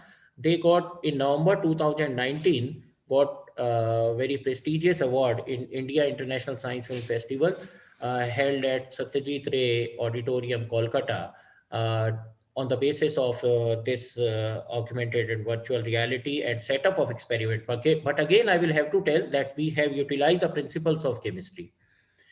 Here, I would like to conclude with future. These are few other parts where we can utilize the augmented reality. I'm skipping it, but this is fun, interesting augmented reality on which we are working for the laboratory hazardous gases.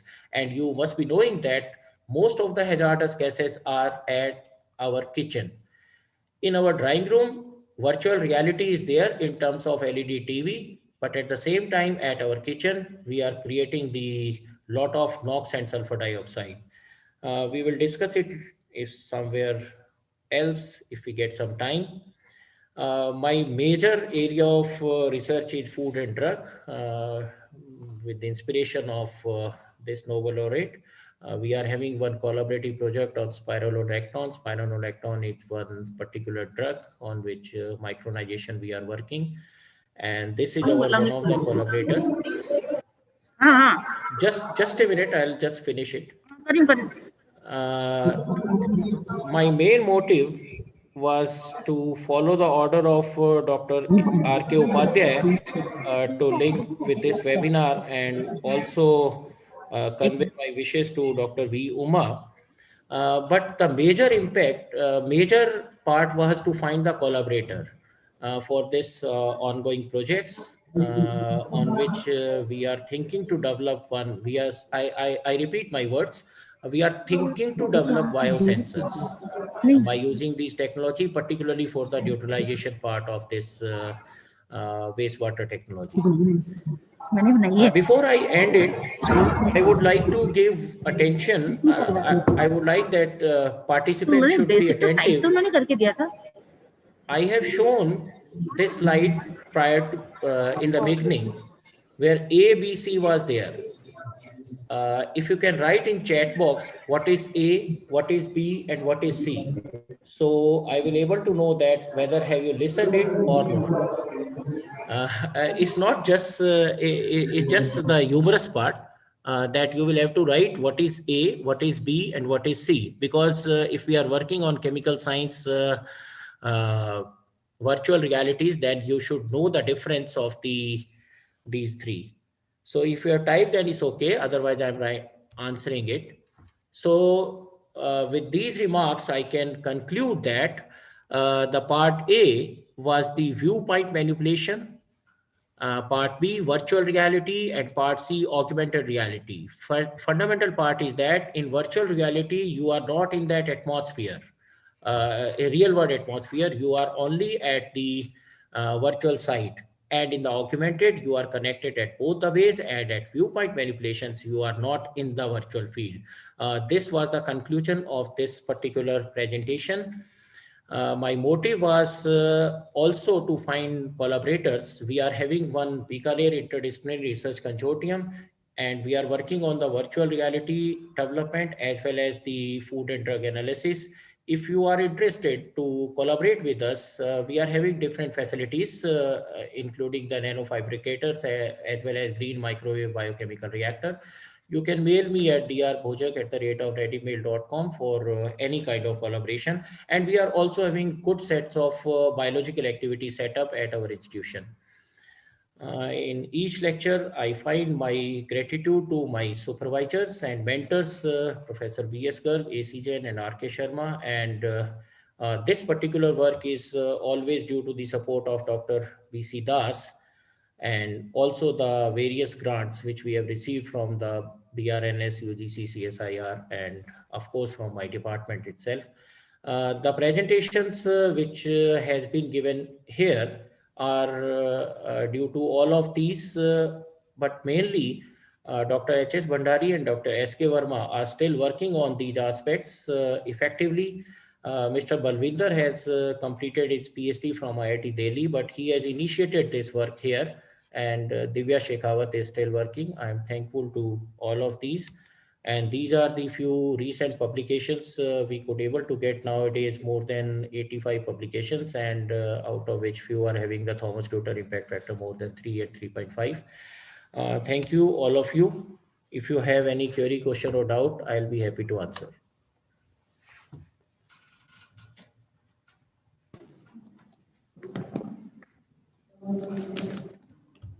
Participants ध्यान दें, किसी प्रकार की query है तो chat box में आप लिख सकते हैं।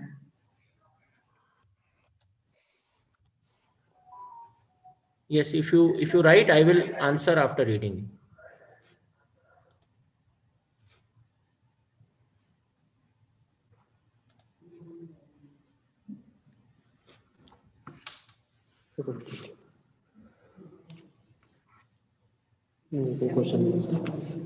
I'm also typing my email ID in chat box. You can note if you want to go for collaboration.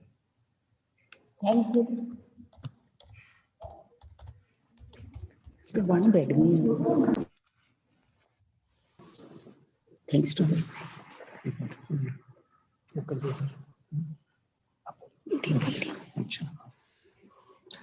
धन्यवाद डॉक्टर भोजक, आपने ऑगमेंटेड एंड वर्चुअल रियलिटी पर व्याख्यान देकर प्रतिभागियों को लाभान्वित किया।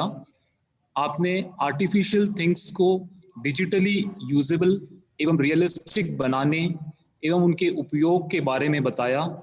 आपने components of virtual reality, hardware components, computer work station, software components तथा एप्लीकेशंस के बारे में विस्तार से बताया।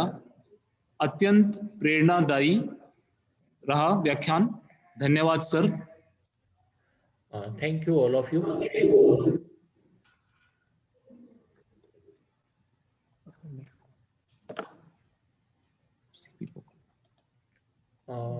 So sir, I am leaving now. If there are no questions, okay. Thank you. Okay sir, धन्यवाद सर, थैंक यू। आज के द्वितीय सैद्धांतिक सत्र के संदर्भ व्यक्ति हैं डॉक्टर सीपी पोखरना। आप रतनलाल पाटनी राजकीय महाविद्यालय किशनगढ़ में एसोसिएट प्रोफेसर एवं विभागाध्यक्ष हैं। आपने 1990 में नेट तथा 1993 को अपनी राजस्थान विश्वविद्यालय में studies on naturally occurring and synthetic quinones विषय में पीएचडी उपाधि प्राप्त की। आपके 18 रिसर्च पेपर अंतरराष्ट्रीय जर्नल में प्रकाशित हो चुके हैं। आपने यूजीसी के 2 माइनर रिसर्च प्रोजेक्ट भी पूरे किए हैं। आप Indian science Congress association Kolkata तथा स्वदेशी साइंस मूवमेंट ऑफ इंडिया के आजीवन सदस्य हैं। आपने विश्वविद्यालयों में आयोजित अंतरराष्ट्रीय एवं राष्ट्रीय सेमिनार में आमंत्रित व्याख्यान दिए हैं। आपकी 3 पुस्तकें भी प्रकाशित हो चुकी हैं। डॉक्टर पोखरना आज structure elucidation of organic compounds using various spectroscopic techniques पर संबोधित करेंगे। आमंत्रित हैं doctor C P Pokharna. Thank you, sir. I'm just connecting myself. हाँ जी सर। Share screen करूँगा। Will you start video? Share screen.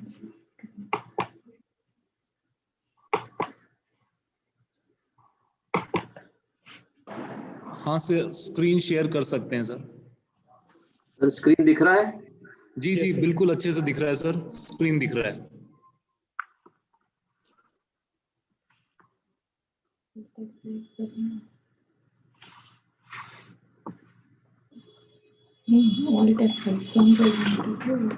Just a minute, sir.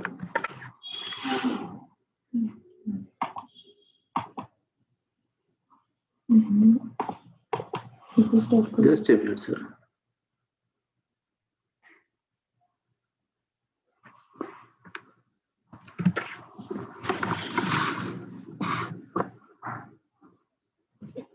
Sir, I am audible? हाँ sir, आवाज बिल्कुल साफ है, स्क्रीन भी साफ दिख रहा है। Okay, sir. Thank you. So today we have witnessed a very good lecture of Dr. Narendra Bhojak in this Gyan Ganga program. But before I start, I would like to thank Dr. Deepak Mehra, Principal, Samrat Prithviraj Chauhan Government College Ajmer, and the organizing team of this Gyan Ganga program, namely Dr. R.K. Upadhyay, Dr. V. Uma, Dr. Arun Parikh, and Dr. Alok Chaturvedi, for inviting me to deliver a talk on structured elucidation of organic compounds using spectroscopic techniques. First Gyan Ganga program in chemistry was organized by Dungar College, Bikaner, and this is second one. Fortunately, I have been a part of both the events. Today we will see how structure of organic compounds could be determined by the use of various spectroscopic techniques like IR, UV, NMR, and mass spectrometry. First, we will see basic knowledge of these techniques, and then we will take problems based on these techniques.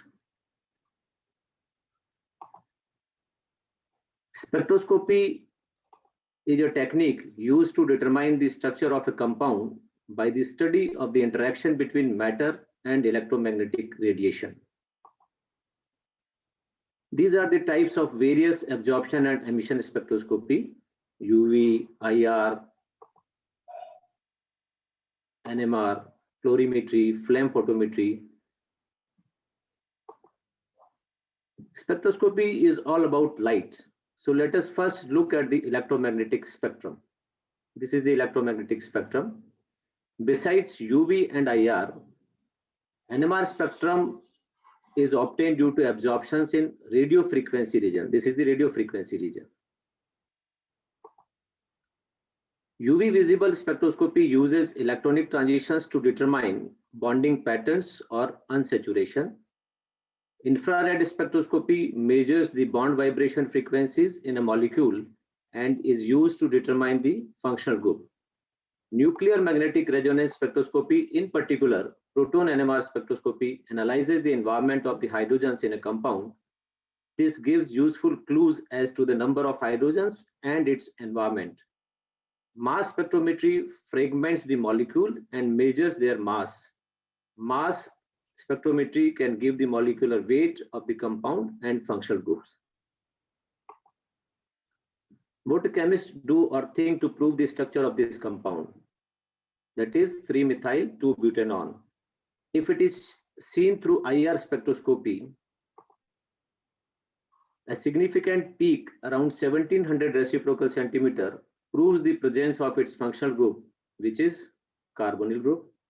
In this molecule, 3 kinds of protons are there, which could be proved by proton NMR spectroscopy, where we will see 3 peaks. One is due to this proton, one will be due to this proton, and one peak will be these 6 protons. A parent ion at M/Z86 in its mass spectrum proves its molecular formula. So we can see that by using various spectroscopic techniques, its structure could be determined. By knowing characteristic absorption frequencies in different spectroscopies, we can elucidate the structure of compounds. IR spectroscopy is the spectroscopy that deals with the infrared region of the electromagnetic spectrum, that is light, with a longer wavelength and lower frequency than visible light, and it is the analysis of infrared light interacting with a molecule. Normal infrared region, that is 4000 to 667 reciprocal centimeter, is particularly useful for organic chemists since the vibration induced in organic molecules are absorbed in this region. 4000 to 667 reciprocal centimeter. Region of IR spectrum from 4000 to 1400 reciprocal centimeter exhibits absorption bands assignable to a number of functional groups and is called functional group region.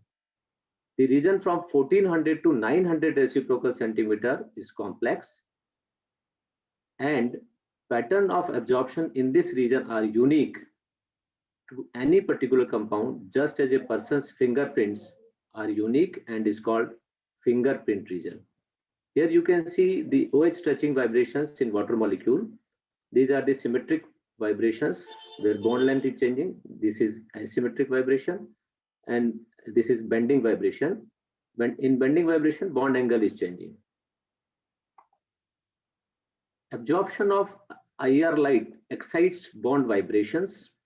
IR spectrometer determines the relative strength and positions of all the absorptions in the IR region and plots this on a piece of calibrated chart paper. This plot of intensity, that is percentage transmittance versus wave number or wavelength, is referred to as the IR spectrum of the compound, which you will see in the next slide. Let us see the IR spectra of 3-methyl-2-butanol. Strong absorption in the middle of the spectrum, this one, corresponds to CO, C double bond O, the carbonyl group. Note that this peak is quite intense. In addition to the characteristic position of absorption, in shape and intensity of the peak are also unique to the C double bond O bond. But a trained observer will always avoid confusion with C double bond C absorption frequency, which also absorbs in the same region, but quite weakly. These are the important stretching frequencies required to know while analyzing IR spectra. OH absorption occurs at 3600 reciprocal centimeter. NH absorbs at 3400 reciprocal centimeter.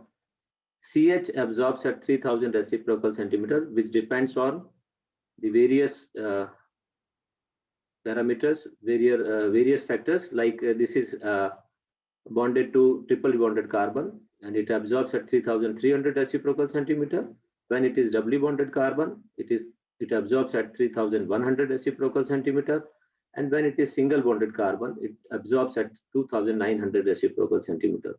But in case of aldehydic CH, absorption occurs at 2850 reciprocal centimeter. Similarly, carbon triple bond nitrogen absorbs at 2250 reciprocal centimeter. Carbon-carbon triple bond absorbs at 2150 reciprocal centimeter.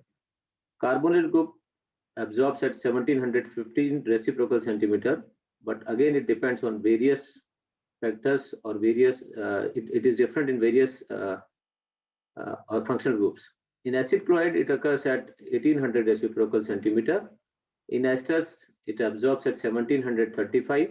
In aldehydes, it absorbs at 1725. In ketones, it absorbs at 1715. In acids, it absorbs at 1710. And in amides, it absorbs at 1690 reciprocal centimeters. But in anhydrides, two peaks will be there at 1810 and at 1760. That is due to asymmetric and symmetric vibrations. Similarly, C double bond C absorbs at 1650 reciprocal centimeter. Carbon single bond oxygen absorbs at 1100 reciprocal centimeter. But also remember the effects of hydrogen bonding, conjugation, and ring size. The spectrum for 1-octane shows two peaks.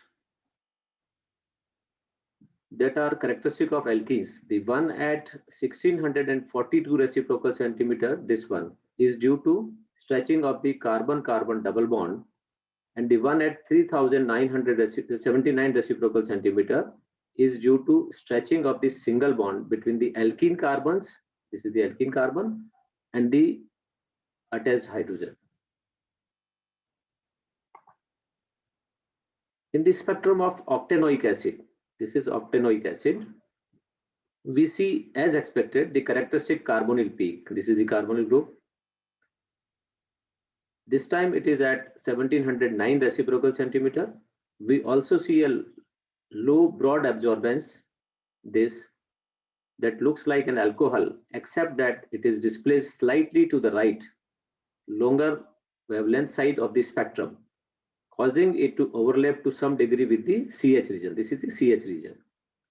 This is the characteristic carboxylic acid OH single bond stretching absorbance. In big molecules, there are many bonds, and so a large number of possible stretches and bands are possible. The IR spectrum can be quite complicated. However, it is useful for two reasons. Number one, the IR spectrum can be used to identify the presence or absence of many organic functional groups, and the IR spectrum of a molecule is unique. Just as a criminal can be caught by comparing his or her fingerprint to those in a database, a compound can be identified by comparing its IR spectrum with those in a library. Now I'll see UV visible spectroscopy. Introduction of molecule in UV visible region gives information about unsaturation in the molecule. Radiation in the ultraviolet region of the electromagnetic spectrum has the energy to excite electrons from one energy level to another. These are the electronic transitions. Electrons in sigma bonds are bound tightly, so their excitation is not easy by radiation in the ultraviolet region. The electrons in pi bonds are less tightly held, and if an organic molecule has conjugated pi bonds, ultraviolet and even visible light will be able to excite the electrons in these bonds. So UV spectroscopy gives information about unsaturation and conjugation. These are the characteristic lambda max of common chromophores, which a chemist must know. For alkene, lambda max is 177. For alkyne, it is 178. And for carbonyl group, it is 280 nm. Similarly, it is 204 in carboxylic group. For amido group, it is 214, and so on.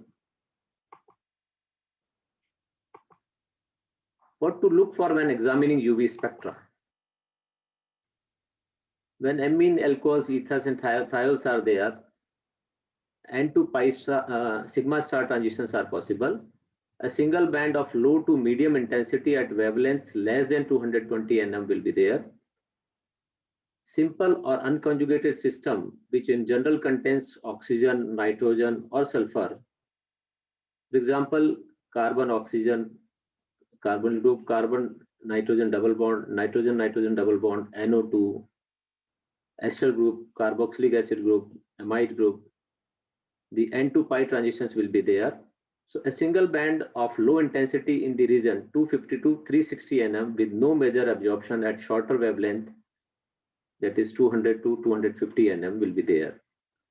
In aromatic systems, pi to pi star transitions will be there. Two bands of medium intensity above 200 nm. Substitution on the aromatic rings increases absorption wavelength, particularly if the substituent increases the length of the conjugated system. In alpha beta unsaturated ketones, diene or polyenes, N to pi star or pi to pi transitions will be there, and bands of high intensity above 210 nm will be there in a UV spectrum. Simple ketones, acids, esters, amides, and other compounds containing both pi systems and unshared electron pairs will show N to pi star transitions above 300 nm with low intensity, pi to pi star transitions with less than 250 nm, and there will be high intensity. So two bands of low and high intensity above 300 nm and below 200 nm with conjugation like enones, lambda max increases and may be calculated using Woodward-Fisher rules. IR spectrum also confirms the presence of these chromophores. Compounds which are highly colored and are likely to contain long chain conjugated system or a polycyclic aromatic chromophore, we'll see in the next slide. Pi to pi star transition will be there, absorption bands in the visible region. Now note that the effect of conjugation.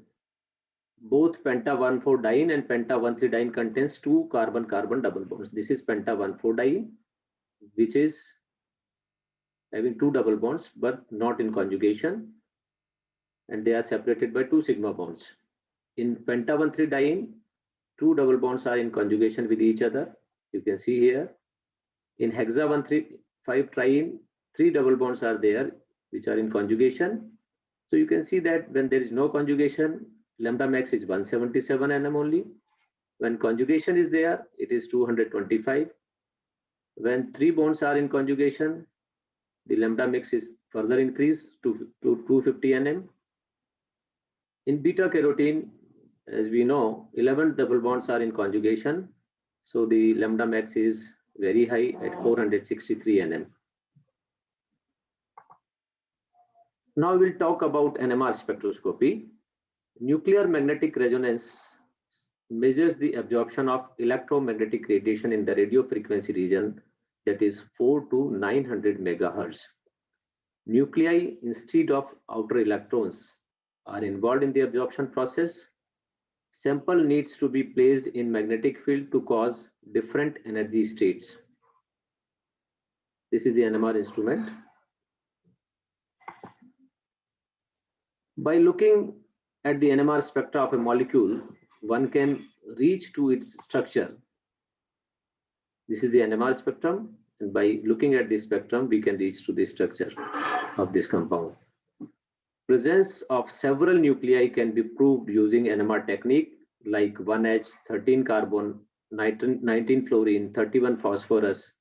PMR spectroscopy is very useful in finding out the number of hydrogens present in a compound.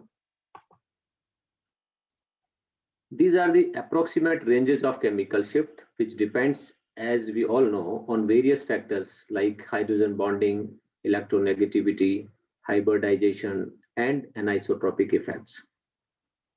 This is the region where shielded protons are showing their peaks.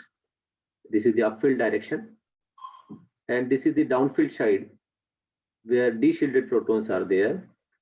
You can see that aliphatic protons like this appears at 0 to 2 ppm. Protons which are attached to aromatic ring, nitrogen, sulfur, triply bonded carbon, carbonyl group are a bit downfield and shows their peak around 1.6 to 3 ppm. Protons which are attached to electronegative elements like fluorine, chlorine, bromine, iodine, oxygen, nitrogen, etc. shows their peaks between 3 to 5 ppm. Here you can see that OH and NH protons shows a very vast range from 0 to 5 ppm. Again, that depends on hydrogen bonding and other factors. This is the olefinic protons, which appears between 4.5 to 7. Now this is the important region. The aromatic protons and the proton in the chloroform appears in downfield direction around 7 to 8. You can see here, this is the important aldehydic proton, which appears between 9 to 10 ppm, and carboxylic proton appears between 10.5 to 12 ppm. So shielded proton appears in the upfield direction, and the de-shielded proton shows their peak in the downfield direction. Now we'll talk about mass spectrometry. Mass spectrometry has nothing to do with electromagnetic radiations. That's why it is mass spectrometry and not mass spectroscopy. Mass spectrometry is a technique by which the molecular mass of a compound may be determined. A small sample of the compound is vaporized in a mass spectrometer under high vacuum and then subjected to bombardment by a beam of high energy electrons.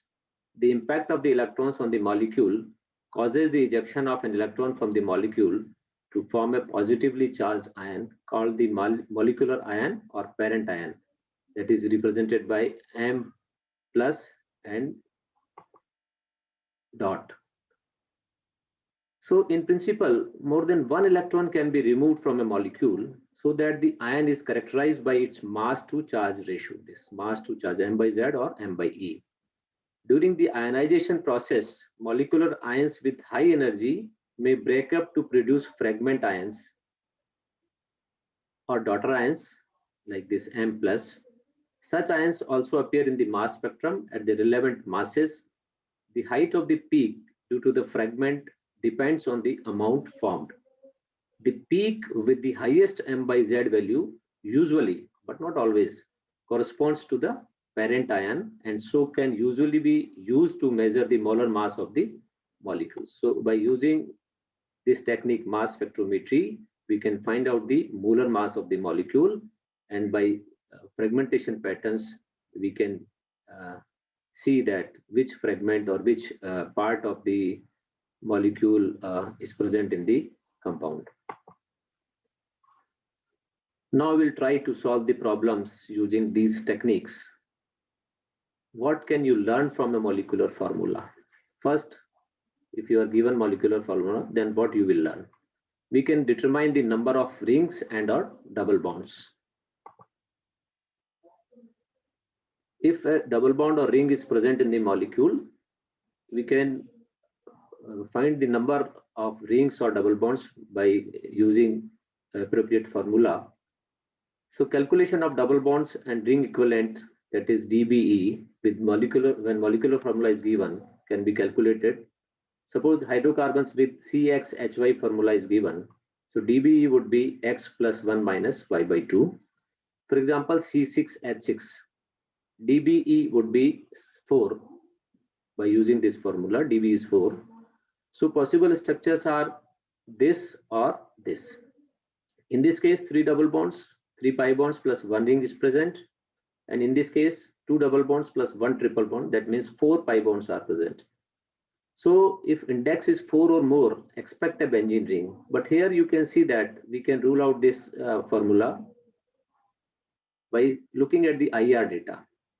In IR, this carbon-carbon triple bond shows absorption at around 2150 reciprocal centimeter, as I told you earlier.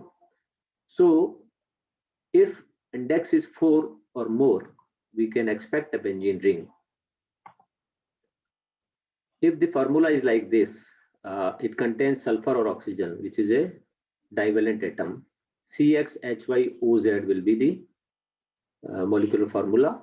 DBE will be calculated using the same formula which we have used for hydrocarbons. Here in this case, C3H8O3, DBE would be 3 plus 1 minus 4, that is 0. In case of C6H6O2, DB is equal to 6 plus 1 minus 3, that is 4. In the third case, when one or more monovalent items like halogen, Cl, Bri, etc. is given, CXHYXZ, so DB would be X plus 1 minus Y plus Z by 2. For example, C10H7Br, for this formula, DB would be 7. If molecular formula contains one or more nitrogen or phosphorus, CXHY and Z, DB would be X plus 1 minus Y minus Z by 2. Say for this C12H12 and 2, DB would be 8. Here the number of nitrogens will be considered. In case of C6H8O3 and 2, DB is calculated using this formula, it is 4. So if DB is 4 or 8, we can say that this much of pi bonds are there or rings may be there. Let us take this example. The strong absorption at 1720 reciprocal centimeter in the infrared spectrum indicates the presence of a CO bond. This problem is given. A compound has a strong absorption near 1720 reciprocal centimeter in its infrared spectrum. So it indicates the presence of carbonyl group. No strong absorption in its UV spectrum and a parent ion at M by Z 86 in its mass spectrum. Its proton NMR spectrum is given below. Which of the structures given is consistent with these data? So the problem is either this structure is possible with the given data or this structure is possible. So we have to find out the structure of, we have to confirm the structure of this problem. So one thing is clear that carbonyl group is there and carbonyl group is present in both these structures. But then we will have to take the help of this NMR spectrum. In NMR spectrum, three types of protons are there, and so three signals in the proton NMR spectrum are there. Number one, this doublet. Number two, this singlet, and number three, this is multiplate. This is in the expanded form of this multiplate, and it is at 2.6. So the signal at about 1.2 ppm, this one, is due to the 6 equivalent hydrogen atoms, which are bonded to a sp3 carbon atom. This doublet is due to these 6 protons, which are having this neighboring proton 1. So n plus 1 gives you 2. So this is a doublet of these 6 protons. And there is no neighboring proton for this methyl group. So this appears at 2.1 with a singlet. And this proton is having 6 neighboring protons. So it will be coupled with these 6 protons to give a septate like this. Now this signal is in the downfield direction in comparison to this doublet due to these 6 protons, because it is attached to a electron withdrawing carbonyl group. And this proton, which is giving you septate in this NMR spectrum, is again attached to the carbonyl group. So it is again showing its presence in downfield direction. Now in this example, a compound of molecular formula C9H10O2 has a strong absorption in the ultraviolet spectrum around 265 nm and strong absorptions in the infrared spectrum at 1670 reciprocal centimeter and at 2900 reciprocal centimeter. The mass spectrum and proton NMR spectrum are given below. What will be the possible structure of the compound? This is the mass spectrum of this compound having molecular formula C9H10O2. Let us first calculate the dBe. dBe is in this case is 5. When we look at the mass spectrum, the parent ion peak is at 150. A fragment ion peak is at 135 due to the loss of 15. That may be a methyl group from this 150 to 135. And then loss of 28. That may be due to CO to give a peak at 107. Again, a loss of methyl group, loss of 15 will give you a peak at 92, which we are seeing at in the mass spectrum. This is the NMR spectrum. The absorptions at 1670 reciprocal centimeter and 2900 reciprocal centimeter in the infrared spectrum indicates the presence of C double bond O and CH respectively.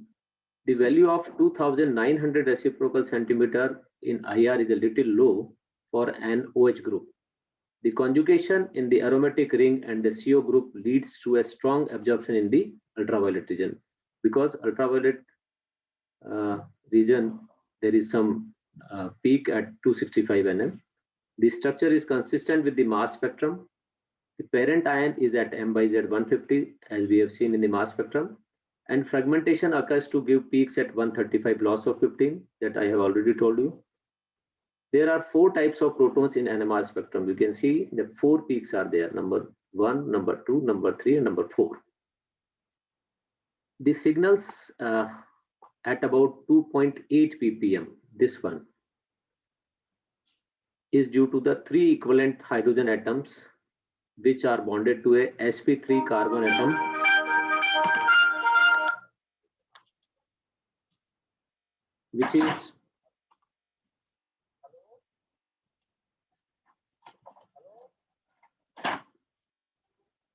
which is there are no hydrogen atoms on the neighboring atoms. There is no splitting of the signal, and the signal at about 4 ppm is due to the 3 equivalent hydrogen atoms. Again, this is a singlet which are bonded to sp3 carbon atom, which is bonded to an electronegative oxygen atom. Here we can see that this singlet is due to this CS3, and it is attached to oxygen. That's why it is at 4 downfield direction.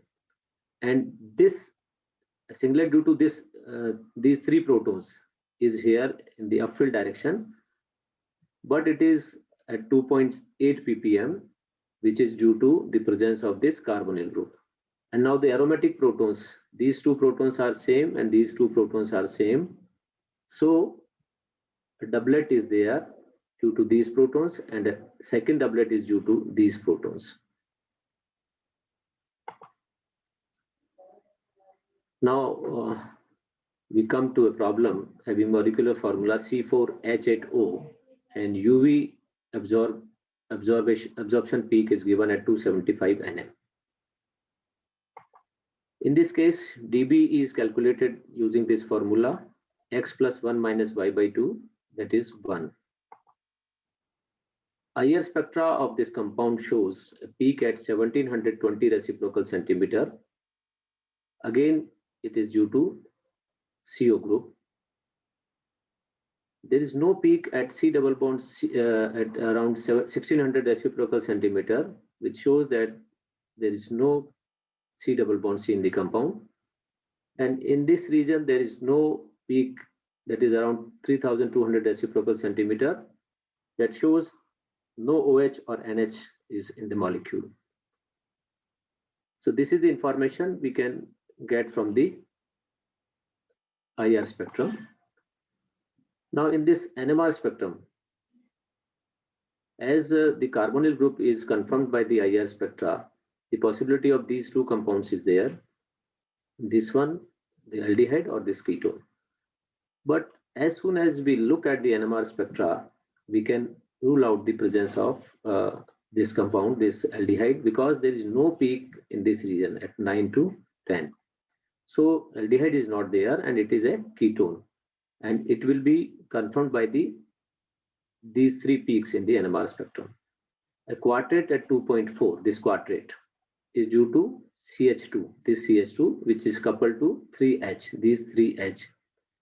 So a quartet is present in the NMR spectrum is due to these 3 protons, and a singlet at 2.1 in the downfield direction at 2.1 is due to isolated CH3, which is this one. So this CH3 is showing its peak at 2.1 as it is attached to carbonyl group, which is electron withdrawing group, and a triplet at 1.1 is due to this CH3, which is coupled to these 2 protons. So it shows a triplet. So the following pieces can be deduced from the proton NMR spectra: an isolated CH3, this one, and a CH2 CH3. So this is the only possible structure, CH3 CH2 CH3, by looking at the IR and NMR data. So in a summarized way, we can write that 275 nm absorption band in UV indicates N to pi star transition in carbonyl group. The IR showed the presence of a carbonyl bond. PMR gives an uncoupled CH3 and a CH2 CH3. Note, we can rule out it being an aldehyde, no peak at 9 to 10 ppm in the proton NMR. So when we mix all the information which we have collected, we can conclude that this is the NMR or IR spectra of 2-butanol or ethyl methyl ketone. In this problem, the molecular formula is given C3H8O. First, we will calculate the dBe by using formula x plus 1 minus y by 2, and the dB is 0 here. So there is no pi bond or no possibility of any ring. The IR shows an OH, very good peak at 3350 reciprocal centimeter, confirms the presence of OH, and CO at 1075 reciprocal centimeter, carbon single bond oxygen. And at the same time, we will rule out that there is no peak in this region around 1700 or 1600. So there is no carbon double bond oxygen, there is no carbon-carbon double bond. Let us see the NMR spectra of this compound. In NMR spectra, there are 4 peaks. One is due to 2 protons, one is due to 1 proton, then the third one is due to 2 protons, and this one is due to 3 protons. This is a triplet, it's a multiplet, it's a singlet, and it is a triplet. So a triplet at 3.6, this one. This shows that CS2 coupled to 2H, and it is de-shielded. We have to remember that it is a de-shielded proton. At 2.3, a singlet is there. Again, it is due to only 1 proton, so we can say that it is an isolated hydrogen. और क्योंकि इसमें OH है, इसलिए possibility है कि this may be due to OH. At 1.6, a multiplet is there due to 2 protons only. So CS2 is coupled to many hydrogens because it is a multiplet, and due to 2 protons only, so CS2 is coupled to many hydrogens. And at 0.9, a triplet is there, so CS3 is coupled to 2 hydrogen atoms. So this much of information we can gather from PMR spectra. So it gives following pieces: OH, which is also helped by the IR, CS3, and 2 different CS2. We can start to fit them together based on the coupling patterns as CS3, CS2, CH2. So अगर अपन इस तरीके से रखते हैं तो we can see that this CH2 will show a multiplet, this will appear as triplet, and this will appear as quadruplet. So all these patterns are there in the NMR spectrum. So again, in the summarized way, we can say that the IR shows the presence of an OH and carbon oxygen bonds. PMR gives us CS3, CS2, CS2 group. So when we join these groups, what will be the structure? The structure will be of 1 propanol, CS3, CS2, CS2, OH. In this problem, we have the molecular formula C4H8O2, and UV shows absorption band at 204 nm. We'll go for dBe. dB is 1 here. And the IR spectra shows a carbonyl group at 1740 reciprocal centimeter, this one, and a possible CO between 1250 to 1000 reciprocal centimeter, this one. No OH or NH because there is no peak in this area. This is the area where OH or NH absorbs. So the information from IR spectra is that a CO group may be present or carbon-oxygen bond is also present. So when we look at the PMR spectra of this compound, there are 3 peaks, number 1, number 2, and number 3. This one is a quadrate at 4.1. This and the integration height is 2. So CH2 may be coupled to 3 hydrogens, and it is de-shielded. De-shielding जो होगी वो किसके कारण से होगी? That will be due to oxygen. And a singlet at 2.0 due to 3 protons. So CH3 with no adjacent hydrogen, slightly de-shielded. It is slightly de-shielded in comparison to this signal. This is a triplet at 1.3. So CH3 is coupled to 2H. So this is the NMR spectra. The most significant structural information in the proton NMR data is that we have an ethyl group CH2CH3. Whenever this kind of group is there, CH2CH3 in NMR spectra, one can assume that a quartet and a triplet will be there in PMR spectra. Most likely as an ethoxy group, so OCH2CH3 and an isolated methyl group CH3. So this will be the information from PMR spectra. So if we combine the data given from IR, UV and NMR, we can say that IR showed the presence of C double bond O and CO bonds. So possibly it is an ester because both of these bonds are present in esters. Proton NMR also gives a OCH2CH3 and an uncoupled CH3.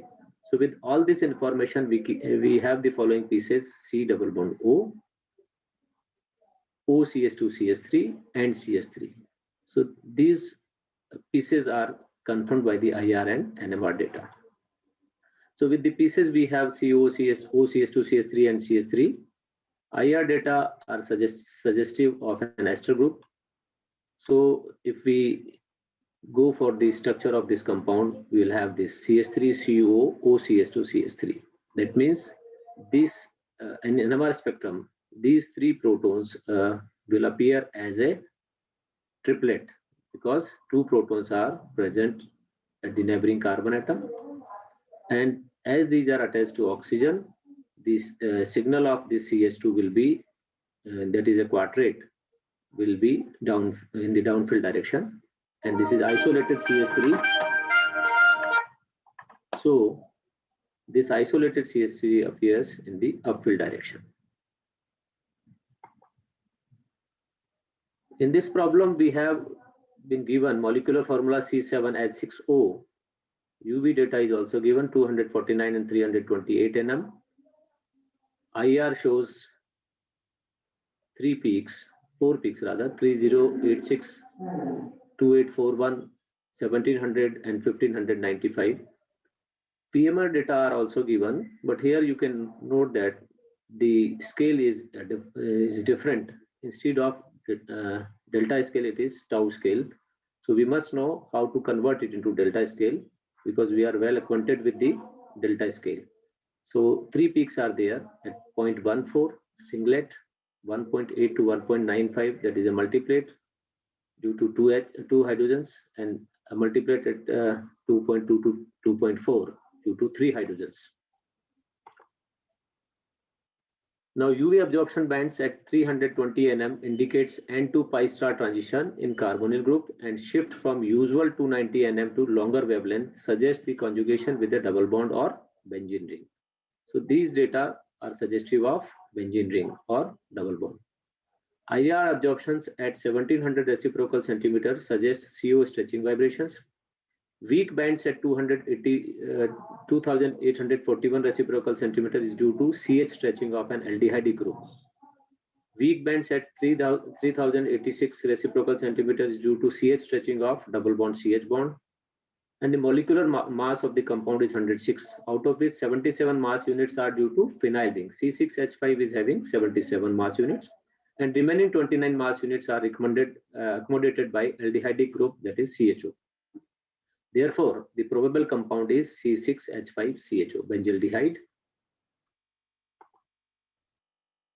NMR data which were given in the tau scale 0.14, we have converted into delta scale, that is 9.86. Here it is 8.05 to 8.2, 7.6 to 7.2. So by looking at these NMR signals, we can say that the aromatic ring is there. This singlet is due to and present at 9.86 is clear-cut indicative of aldehydic proton. So this aldehydic proton appears in the downfield direction. So the structure of benzaldehyde is confirmed. Now let us look at the structure of acetophenone. Acetophenone, in this case, these two protons, which are aromatic protons, are de-shielded by the anisotropic field of this CO group. So we can compare this with this toluene. The ring protons in the toluene comes at about 7.2 ppm at the red line here. But in this case, these protons appears like this. So this is the comparison of aromatic protons. So with this, we have seen the use of spectroscopy in elucidating the structure of organic compounds. So spectroscopy is a powerful tool. By using UV spectrum, infrared spectrum, NMR spectrum, mass spectrum, we can elucidate the structure of the organic compounds.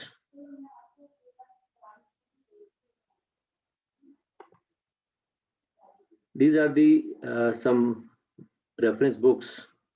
Introduction of Spectroscopy by Pavia and Lampman. Organic Spectroscopy by Jagmohan, published by Narosa Publishing House. Spectroscopy of Organic Compounds by P.S. Kalsi, published by New Age International Publishers. Organic Spectroscopy by William Camp, ELBS publication. Spectrometric Identification of Organic Compounds by Robert M. Silverstein and Francis X. Webster. It's a publication of John Willey and Sons. So these are the reference books. Now with this, I conclude my talk, and I will welcome any query from the participant sides. Thank you.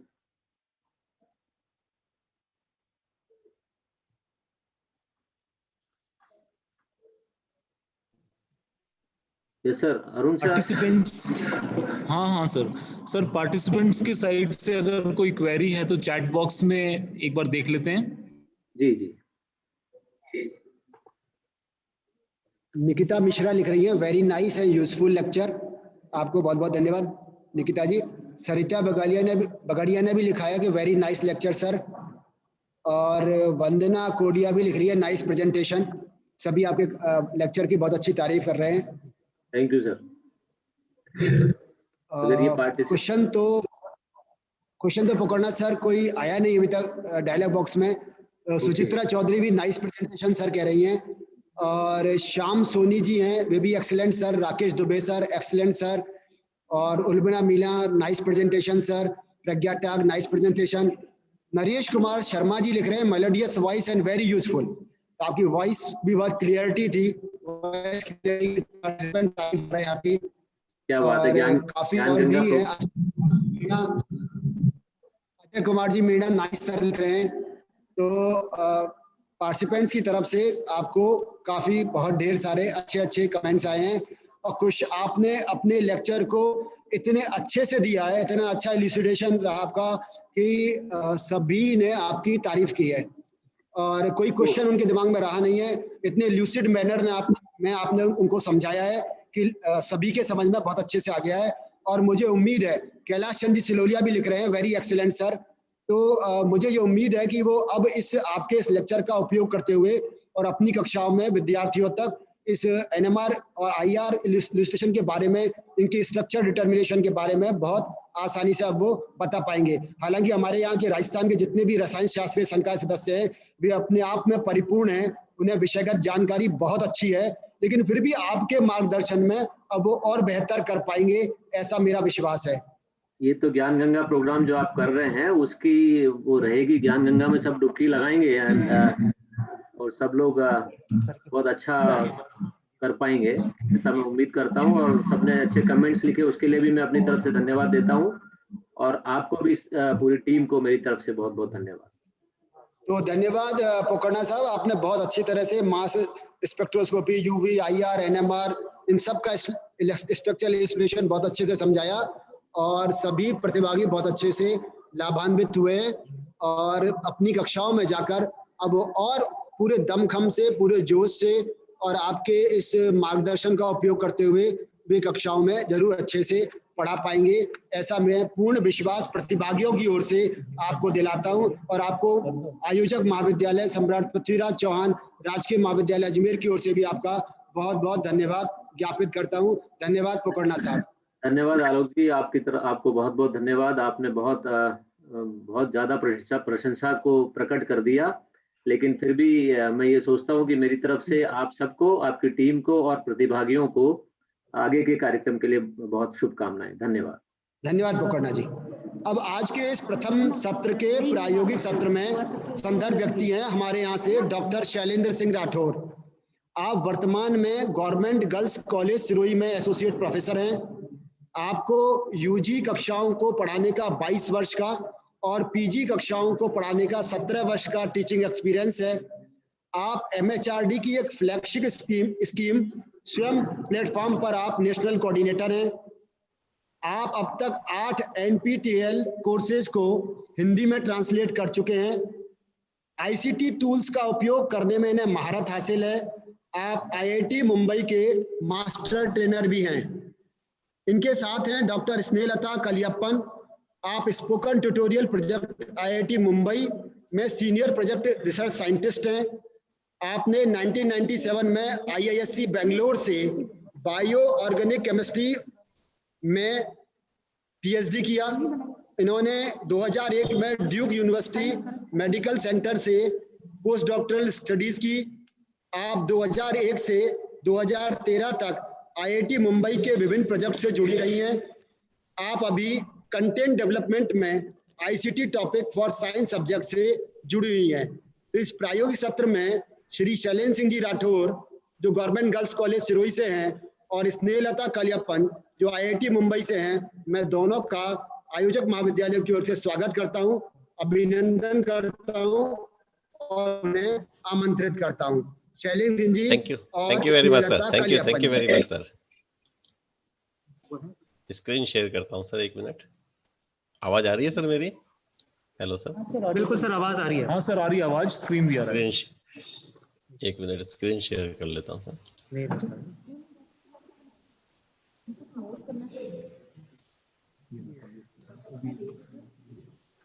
दिख रहा है sir screen? 1 minute sir. हाँ sir, दिख रही है आपकी screen. Gmail खुला हुआ है सर। हाँ, अब दिख रही है सर? बिल्कुल सर, आ गया। अब थैंक यू वेरी मच। आ गया sir. Thank you very much sir. आज के प्रैक्टिकल लैब सेशन में केमिस्ट्री में मैं आप सबका स्वागत करता हूं। मैं doctor Shailendra Singh Rathore, associate professor chemistry, government girls college Sirohi Rajasthan से हूं। मेरे साथ आईआईटी बॉम्बे से डॉक्टर स्नेहलता कलियप्पन जी हैं, सीनियर प्रोजेक्ट रिसर्च साइंटिस्ट है। मैं आपको इस वर्चुअल लैब को बताऊं और उस प्रैक्टिकल परफॉर्म करूं उससे पहले मैं आपको ये बताना चाहूंगा कि ये जो कैम कलेक्ट वर्चुअल लैब है ये आईआईटी बॉम्बे द्वारा डेवलप किया गया सॉफ्टवेयर है और इसके ऊपर बहुत सारे प्रैक्टिकल हम वर्चुअली परफॉर्म कर सकते हैं। तो सबसे पहले मैं आपको इस कैम कलेक्टिव वर्चुअल लैब है क्या और इसको कैसे इंस्टॉल करते हैं और ये किस तरह से बॉम्बे आईआईटी बॉम्बे द्वारा बनाया गया स्पोकन ट्यूटोरियल प्रोजेक्ट है, इसके बारे में मैं आपको डॉक्टर स्नेहलता कलियप्पन जी से एक्सप्लेन कराऊंगा और उसके बाद हम आज जितना समय बचेगा उसमें हम वर्चुअल लैब प्रैक्टिकल करेंगे। डॉक्टर स्नेहलता जी, आप सुन रहे हैं मेरी आवाज madam? Yes. Yeah. Can you hear? Yeah. Can you all hear me? Yeah. Yes, you are audible. Yeah. So thank you so much for the kind introduction and good afternoon, you all. I will just give a very brief introduction about the spoken tutorial project and I'll show you the web page also. Can I just share my screen, sir? Yeah. You can share. Please share. Yeah. Yeah.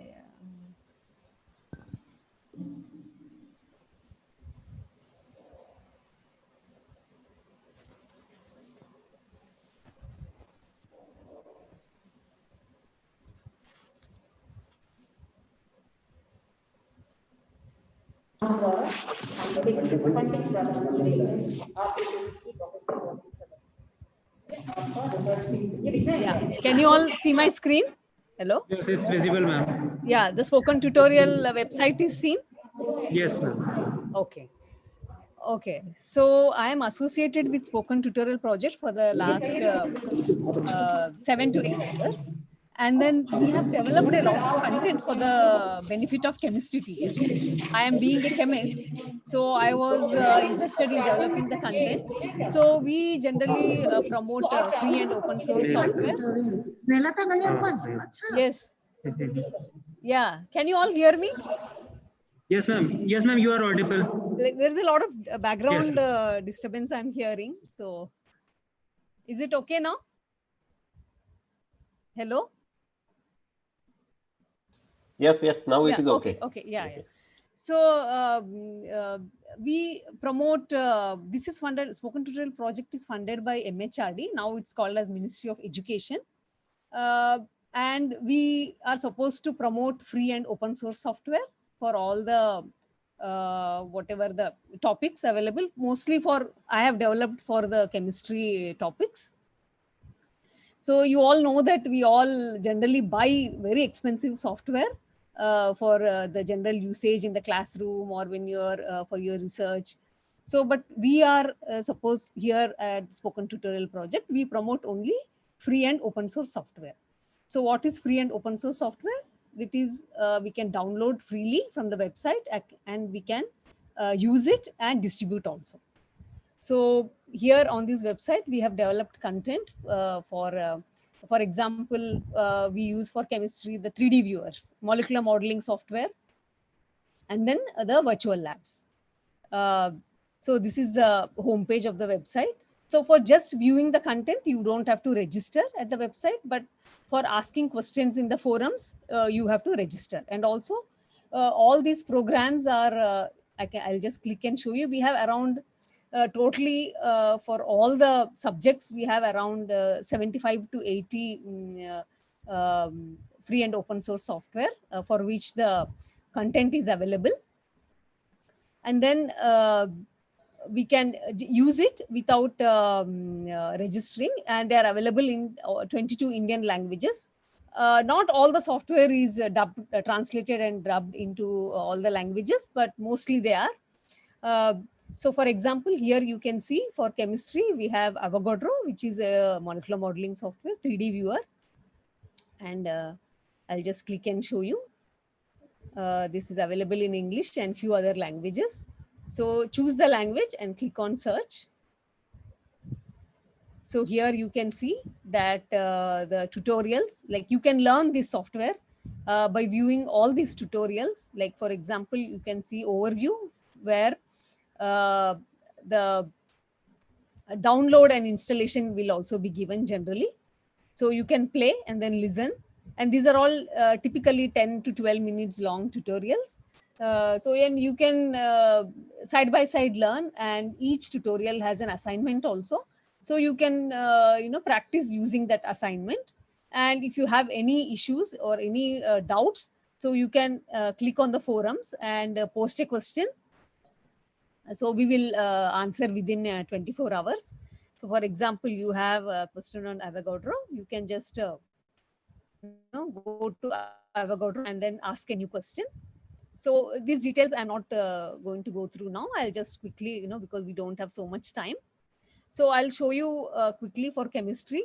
So we have Avogadro and we have Chem Collective Virtual Labs, which we'll talk today. The focus of our subject today is Chem Collective Virtual Labs. And then we have the JMOL application, which is also the 3D molecular viewer. And if you are using, there are PhET simulations for chemistry, PhET. So these simulations are also very useful for a lot of topics in chemistry. You can go through all the topics, and usually these topics are arranged according to the difficulty level. For example, the basic tutorials first, and then the intermediate and advanced level. So you can learn all these software and by using these tutorials. They're 10 minutes long. So let me go through the Chem Collective Virtual Lab tutorials. So I'll click on search. So these are all, now these are not freely downloadable, but you can view it online for free. So there is a very little payment if you want to download, so that you can click and then find out for yourself. So these are all very useful for your everyday classroom teaching. You can introduce them to your students, you can give assignments, and particularly for this pandemic time, these are very, very useful. You all know how difficult it is to teach chemistry on a blackboard, and particularly when you're you want to teach something like stereochemistry and for the compounds. So 3D viewers, JMOL and Avogadro will help a lot. So now anyway, your teaching is online, so you can use all these, you can learn and then use all these software in your everyday teaching. So here Chem Collective today, it's a virtual labs. So these, the overview, so you can click on overview and listen to the what these labs are for. These are all virtual labs, interactive labs, where we have thousands of aqueous solutions where, and very simple basic experiments can be shown using these virtual labs. And how to download and install VLabs is also given here. So please go through this tutorial, and then you will know that how to, it's very simple, and how to, I'll just play this. So I'll just forward it. So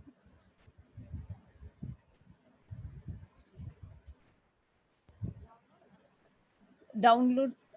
Okay, so download installations for Windows, Mac, and Linux operating system is given in this tutorial. So I'll just go back. You can listen and then download and install the VLabs. These are all self-learning. So whenever you want to pause the video, you can pause and then continue. So you have any problem, you can write a question in the forum. We'll answer the questions for you. So there are around 12 to 13 tutorials.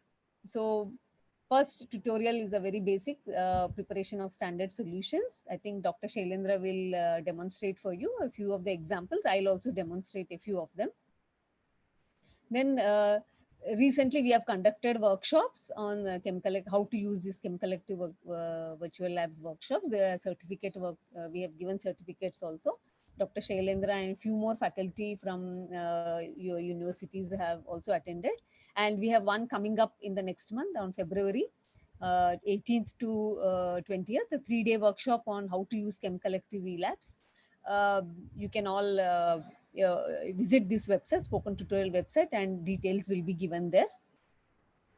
So I think with this, I will hand over the session to Dr. Shailendra. I'll get back to you again on some demonstrations. Thank you very much. Thank you very much.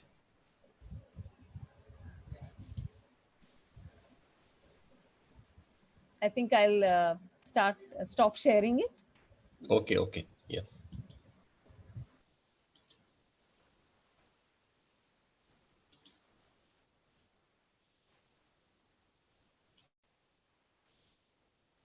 सभी का स्वागत है।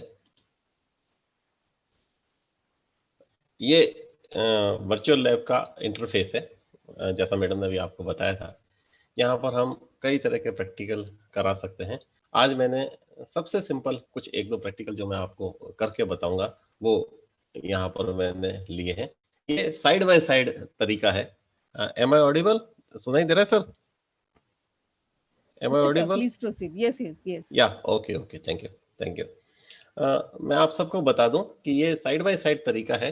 Madam ने अभी जो आपको spoken tutorial की video बताए थे, आप जैसा मैंने ये एक लेफ्ट हैंड साइड के अंदर स्क्रीन बनाई है, यहाँ आप स्पोकन ट्यूटोरियल का वीडियो भी ऑन कर सकते हैं।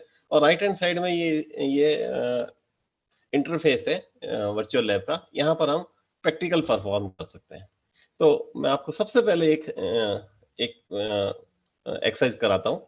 सबसे सरल सिंपल एक्सरसाइज है कि how we can prepare 100 ml of 0.7 m magnesium chloride. अपने को मैग्नीशियम क्लोराइड 0.7 m सॉल्यूशन बनाना 100 ml। ये कैसे बनाना, तो इसका स्टेप्स है, मैं आपको अभी स्टेप्स फॉलो कराऊंगा। फाइल मेनू में जाके, लोड होमवर्क में जाके, मोलरिटी डेंसिटी में जाके मेकिंग सॉल्यूशन करना है। उससे पहले मैं आपको बता दूं कि हम कैलकुलेशन तो कर दें कि मैग्नीशियम क्लोराइड हमको कितना तोलना है 100 ml 0.7 बनाने के लिए। एक सिंपल सी कैलकुलेशन है, आपको जो दिख रही है, molar mass of magnesium chloride is 95.221 ग्राम पर मोल। तो हमने कैलकुलेट करके हमने ये सारा निकाला कि हमको मैग्नीशियम क्लोराइड चाहिए 6.66471 ग्राम चाहिए। इसको 100 ml मेकअप करना है, ये सॉल्यूशन, ये काम करना है। आपको मैं स्टेप्स बता दूं किस तरह से ये किया जाता है। तो सबसे पहले देखिए, फाइल मेनू में जाके लोड होमवर्क में, ये फाइल मेनू है, फाइल मेनू में जाके आप लोड होमवर्क में जाए, ये लोड होमवर्क में ये जाके ये इंटरफेस खुल गया। इसके बाद मोलरिटी एंड डेंसिटी में जाना है। आप देखो गौर से, खूब सारे इससे यहाँ पर है। मोलरिटी एंड डेंसिटी में जाके हमने डबल क्लिक किया। मोलरिटी और डेंसिटी में जाके डबल क्लिक करने के बाद मेकिंग सॉल्यूशन फ्रॉम सॉलिड्स, यहाँ देखिए इसके मोलरिटी एंड डेंसिटी के अंदर मेकिंग सॉल्यूशन फ्रॉम सॉलिड्स, ये खुल गया, ये इंटरफेस खुल गया। इस इंटरफेस के अंदर हम अब प्रैक्टिकल करेंगे। कैसे कैसे प्रैक्टिकल करेंगे? सबसे पहले हम ये यहाँ पर ये स्टॉक रूम एक्सप्लोरर है। स्टॉक रूम एक्सप्लोरर में सारे रिएजेंट्स पड़े हुए हैं जो हमको सेलेक्ट करने हैं, कौन कौन से रिएजेंट सेलेक्ट करने हैं। यहाँ पर ग्लासवेयर का आइकन है और ये दूसरा वाला आइकन है, यहाँ पर बैलेंस वगैरह, वेइंग बोट वगैरह का मीनू है, इसे टूल मीनू भी कह सकते हैं अपन। तो सबसे पहले ये बनाने के लिए मैंने क्या किया कि प्रोसीजर लिख दिया।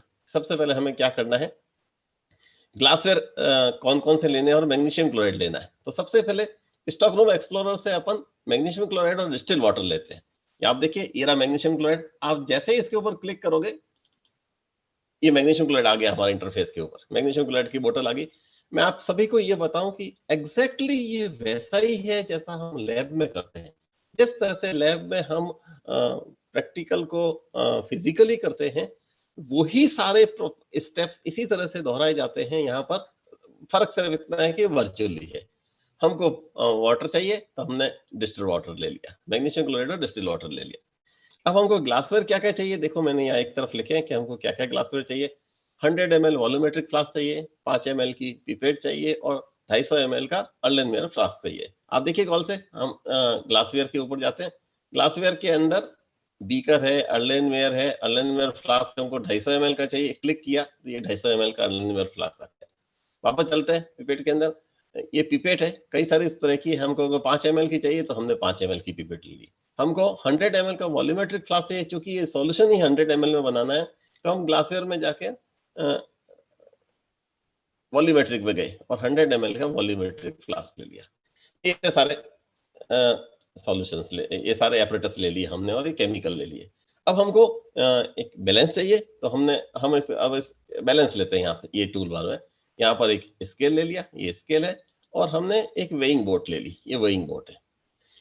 अब अपन स्टार्ट करते हैं। सबसे पहले मैग्नीशियम क्लोराइड तोलते हैं, वे करते हैं मैग्नीशियम क्लोराइड। देखिए हमें मैग्नीशियम क्लोराइड कितना वे करना था, हमें 6.66471 ग्राम वे करना था। ये बैलेंस है। अब आप गौर से देखो वेइंग बोट को बैलेंस के ऊपर रखना कैसे। सबसे पहले बात है वेइंग बोट को ड्रैग करें, हम माउस से ड्रैग करके इसके ऊपर लाते हैं। आप गौर से देखो इसके ऊपर लाते ही ये ग्रीन सा प्लस साइन आता है, इसका मतलब है कि इसके ऊपर रख गई, इसको छोड़ा। छोड़ते ही आप देखो वेइंग बोट का वेट आता है 4.9824 ग्राम वेइंग बोट का वेट है। इसको जीरो करना पड़ेगा सबसे पहले, तो यहाँ टीयर कर लेते हैं। यहाँ टीयर करने से इसका वेट वजन जीरो हो गया। मतलब अब हम ये तोलने के लिए तैयार हो गई। यहाँ पर हम मैग्नीशियम क्लोराइड इसके अंदर तोल सकते हैं।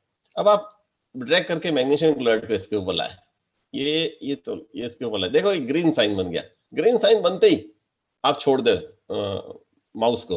अब ये तोलने के लिए तैयार हो गया और नीचे अमाउंट लिखना है कि जितना अमाउंट आपको वे करना है उतना लिखना है। सपोज 6.66471 ग्राम ये हमने वे कर लिया, क्या कहते हैं, इसको टाइप कर दिया और टाइप करके पोर करते हैं। पोर किया मतलब ये मैग्नीशियम क्लोराइड इसके अंदर ट्रांसफर हो गया। दिख रहा है देखो मैग्नीशियम क्लोराइड इसके अंदर आ गया। बोतल को वापस अपनी जगह पे हमने रख दिया, वेइंग बोट को एक तरफ रख दिया। अब इस बैलेंस की जरूरत नहीं है, इस बैलेंस की जरूरत नहीं, इसको क्लिक करके डिलीट बटन दबा दे, सिंपल डिलीट, ये डिलीट हो गया। अब हम इस मैग्नीशियम क्लोराइड जो हमने वे किया है इसको फ्लास्क में लेते हैं, अर्लेनवेयर फ्लास्क में लेते हैं।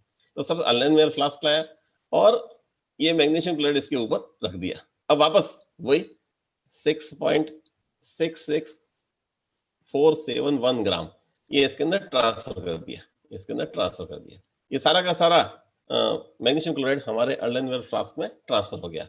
इस वेइंग बोर्ड को भी अलग कर लेते हैं, इसकी अब हमें जरूरत नहीं है। अब ये 100 ml हमको चाहिए सॉल्यूशन, तो 100 ml का वॉल्यूमेट्रिक फ्लास्क ले रखा है, इसको एक तरफ लाके रखते हैं 100 ml का। और सबसे पहले इसके अंदर क्या करते हैं कि इस अर्लेनवेयर फ्लास्क में वाटर लाते हैं। देखिए ऊपर से वाटर लाते हैं और एग्जैक्टली वहीं तक लाते हैं जहाँ ग्रीन सिग्नल आ जाता है। ग्रीन सिग्नल आ गया। अब हम इसके अंदर एक बार में पानी ट्रांसफर करते हैं। तो सबसे पहले अब जब हमको 100 ml चाहिए था तो सबसे पहले हम 90 ml पानी इसके अंदर ट्रांसफर करते हैं। ये हमने 90 ml ट्रांसफर कर लिया। ट्रांसफर करने के बाद ये डिस्टिल वाटर हटा दिया। अब इसके ऊपर क्लिक करें, इसके ऊपर क्लिक किया। अब आप गौर से देखें कि ये जो मैग्नीशियम क्लोराइड के अंदर जब पानी रिजॉल्व किया गया, 90 ml रिजॉल्व किया, तो इसका टोटल वॉल्यूम बन गया, ये इधर लिखा है देखो 91.573 ml। 91.537 ml ये पानी इसके अंदर टोटल सॉल्यूशन है। इसको अपन वॉल्यूमेट्रिक फ्लास्क में ट्रांसफर करते हैं। कैसे ट्रांसफर करते हैं वॉल्यूमेट्रिक फ्लास्क में? आप देखिए गौर से, इसको लाया इसके ऊपर और इसके ऊपर ला दिया, तो बस ग्रीन सिग्नल आते ही छोड़ दें। और ये वॉल्यूम कितना वॉल्यूम था अपन देखें, 91.573 91.573 ये इसके ऊपर लाया और नीचे लिख दिया 91.573 और ये इसके अंदर ट्रांसफर कर दिया। ये सारा का सारा सॉल्यूशन इसके अंदर ट्रांसफर हो गया वॉल्यूमेट्रिक फ्लास्क में।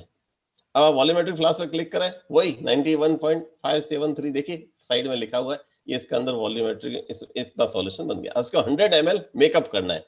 अब 100 ml मेकअप करने के स्टेप्स देखें गौर से। अब इसको इस फ्लास्क को वापस रेंज करते हैं। 5 ml डाला और इसके अंदर पोर किया, ट्रांसफर किया, वापस ऊपर से हटा दिया डिस्टिल वाटर और इसको इसके ऊपर लाया और वापस 5 ml किया, इसके अंदर डाल दिया। अब ये टोटल वॉल्यूम हो गया 96। आप गौर से देखें 96.573 ml हो गया। अब तीसरी बार लास्ट में 5 ml और लाते हैं, 5 ml और लाया और 5 ml इसके अंदर ट्रांसफर कर दिया।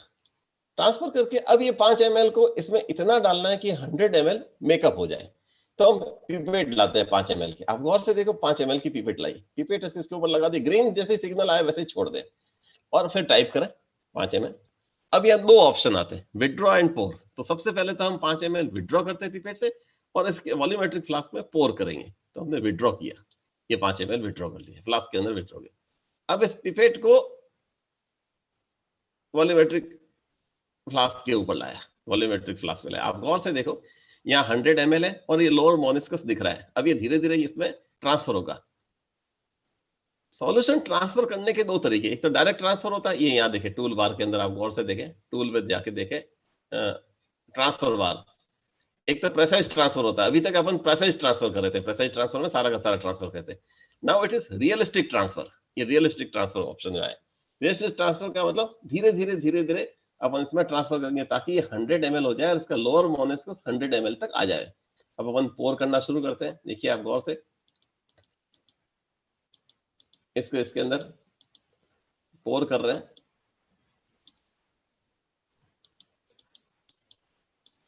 आप गौर से देखें वॉल्यूम बढ़ रहा है, 96 हो गया, ये वॉल्यूम हो गया। पोर करते हैं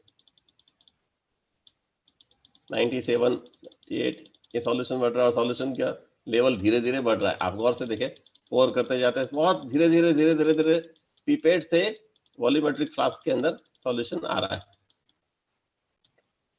99 पॉइंट आ गया, देखो 99.279, 99.279 आगे बढ़ते हैं। एक तरफ देखना वॉल्यूम कैसे पूरा होता है, लोअर मोनिस्कस को देखते चले और थोड़ा ट्रांसफर करते चले। आप गौर से देखें, आप गौर से देखिए यहाँ पर 99.935 ml आ गया। अब बस एक बार क्लिक किया, दूसरी बार क्लिक किया, तीसरी बार क्लिक किया, बस ये हो गया, लगभग ये पूरा हो गया। और ये जैसे ही थोड़ा सा क्लिक किया, ये 100 ml हो गया, 100 ml हो गया। लोअर मोनिस्कस 100 ml को टच कर गया। हमने पिपेट को यहाँ से हटा दिया और इसको क्लिक करें। जैसे ही क्लिक करेंगे आपको यहाँ पर सारी कंसंट्रेशन दिखनी शुरू हो जाएगी। देखिए ये सॉल्यूशन है, 100 ml वॉल्यूमेट्रिक फ्लास्क के अंदर 100 ml सॉल्यूशन बन गया और मैग्नीशियम आयन की कंसंट्रेशन होगी 6.99। e⁻1 का मतलब होता है 10⁻⁻1। इसका मतलब ये 0.7 m मैग्नीशियम हो गया। इसमें आप क्लोराइड देखें, क्लोराइड इसके यहाँ e⁻0 है, इसका मतलब ये 0.7 मान ले तो ये 1.14 है। MgCl2 है ना, एक Mg के साथ 2 Cl है, इसलिए Cl की कंसंट्रेशन Mg से दुगनी है। इस तरह से हम इंटरफेस के ऊपर, एक इंटरफेस के ऊपर कोई भी सॉल्यूशन बना सकते हैं। मैग्नीशियम क्लोराइड का सॉल्यूशन बनाए, यहाँ पर NaCl भी है, सोडियम सल्फेट भी है और भी कई तरह के जो सॉल्ट का सॉल्यूशन बनाना है वैसे सॉल्यूशन हम वर्चुअली बना सकते हैं। ये हमने आज एक प्रॉब्लम सॉल्व की। अब ये वर्क बेंच 1 हो गया। वर्क बेंच 1 पे एक प्रॉब्लम सॉल्व की हमने। Am I audible sir? सुनाई दे रहा है sir? Hello, am I audible? Yes, sir. Yeah, Yeah? we can proceed. Yes. ये सारा मैंने प्रोसीजर लिखा, किस तरह से हमने ट्रांसफर किया। अगली एक्सरसाइज करता हूं, एक एक्सरसाइज और करता हूं मैं आज को, आपको बताता हूं।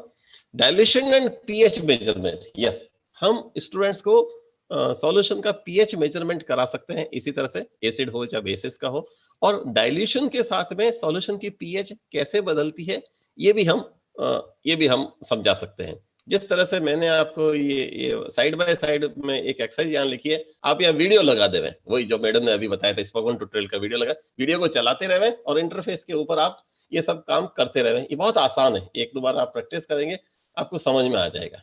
तो डाइल्यूशन एंड पीएच मेजरमेंट कैसे करना, फिर फाइल मेनू में जाते हैं, लोड होमवर्क में जाते हैं और एसिड बेसिस के अंदर जाकर सक्सेसिव डाइल्यूशन के अंदर जाते हैं। देखो कैसे करते हैं, भाई फाइल में आता है, नया इंटरफेस ऑन करते हैं, फाइल मेन्यू में गए, लोड होमवर्क में गए, तो ये नया इंटरफेस खुल गया। अब किस में जाता है, एसिड एंड बेसिस। आप देखो गौर से, आप देखिए गौर से, ये एसिड एंड बेसिस, ये खूब सारे प्रैक्टिकल्स है, इसमें एसिड एंड बेसिस पे गया।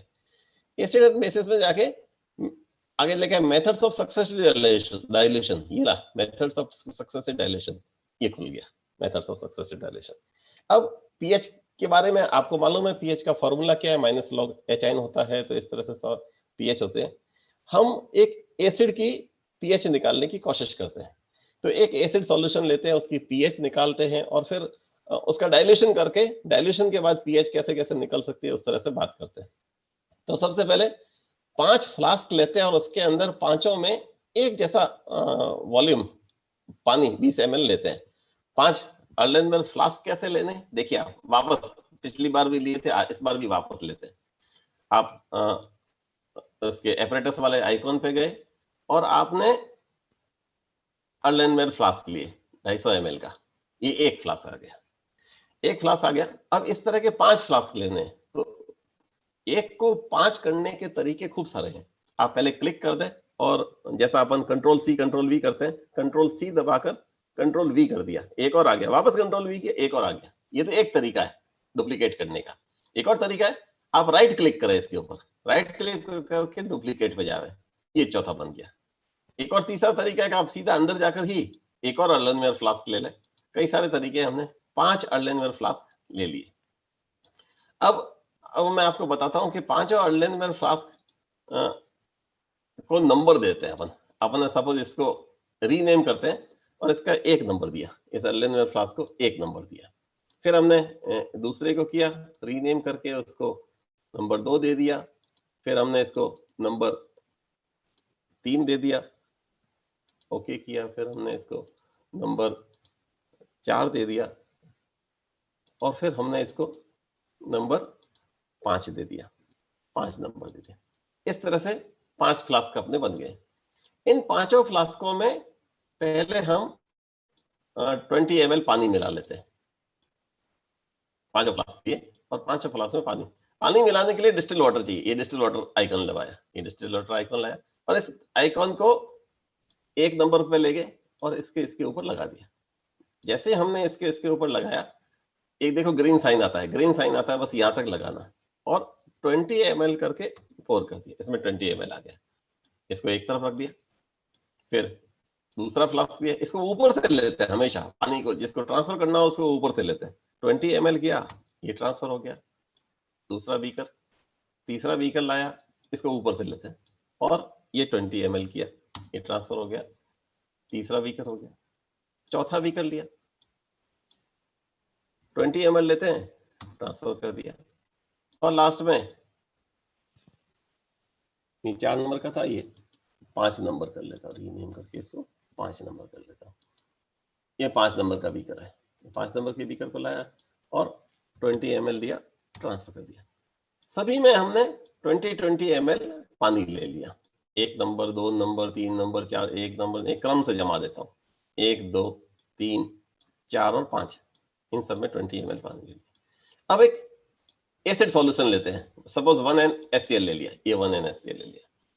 1MSCl को एक 1MSCl सर, इसको 1MSCl, इसका 20 ml इस 20 ml पानी में ट्रांसफर कर देते हैं।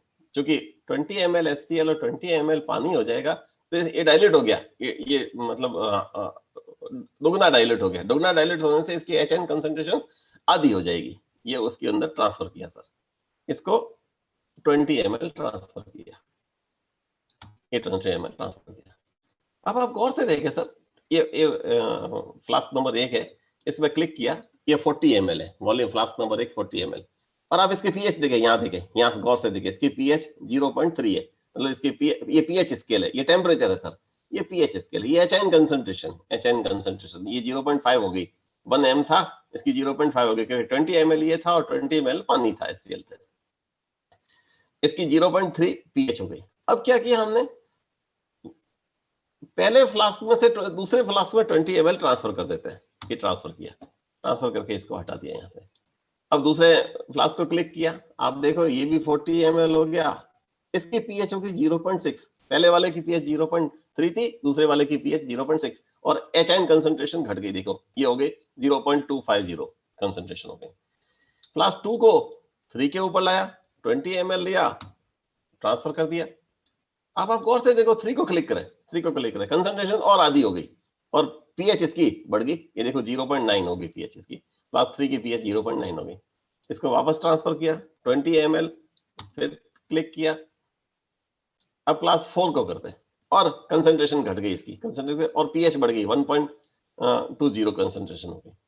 4 को 5 के ऊपर ले गए, फिर 20 ml किया, फिर क्लिक किया और 5 को क्लिक किया और फ्लास्क 5 की पीएच 1.51 हो गई। इस तरह से हम निरंतर डाइल्यूट करके सॉल्यूशन की पीएच निकाल सकते हैं। एक बार मैं आपको सबकी वापस पीएच बता दूं, वापस क्लिक कर दें, देखो सॉल्यूशन 1 को क्लिक किया, पीएच 0.3, सॉल्यूशन 2 को क्लिक किया, पीएच देखो 0.6, सॉल्यूशन 3 को क्लिक किया 0.9, सॉल्यूशन 4 को क्लिक किया 1.2, सॉल्यूशन 5 को किया 1.51।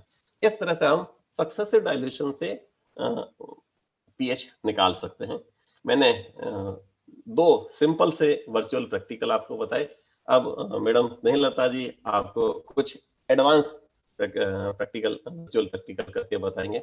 Over to doctor Snehlata Kaliappan, IIT Bombay. Thank you ma'am.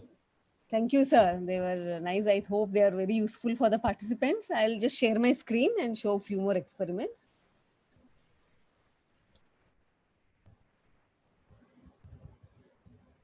Okay. Can you all see my screen?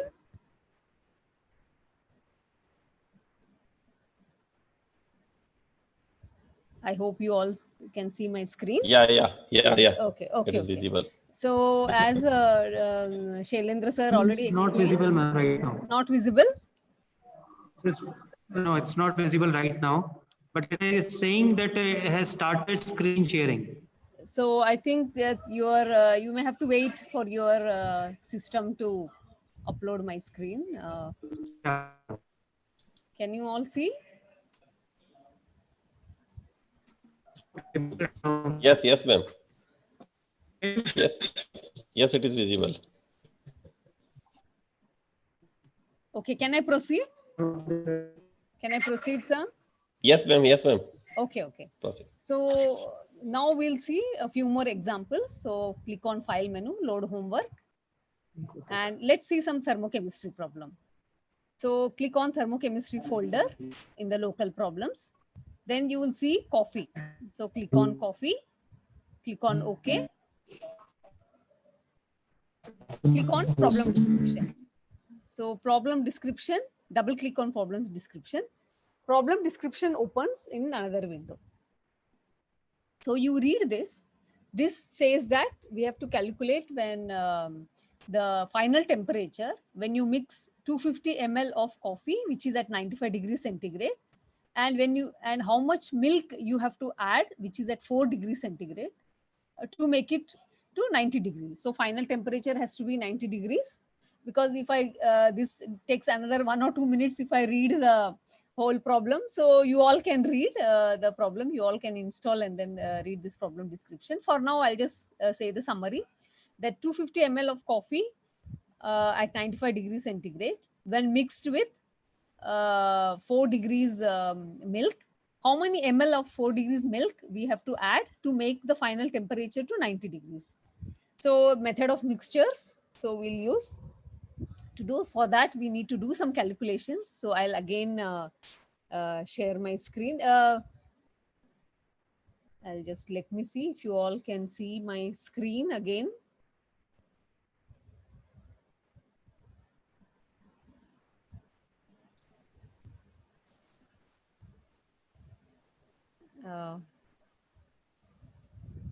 Yeah. So you all can see my screen again. So I'll just show this calculations.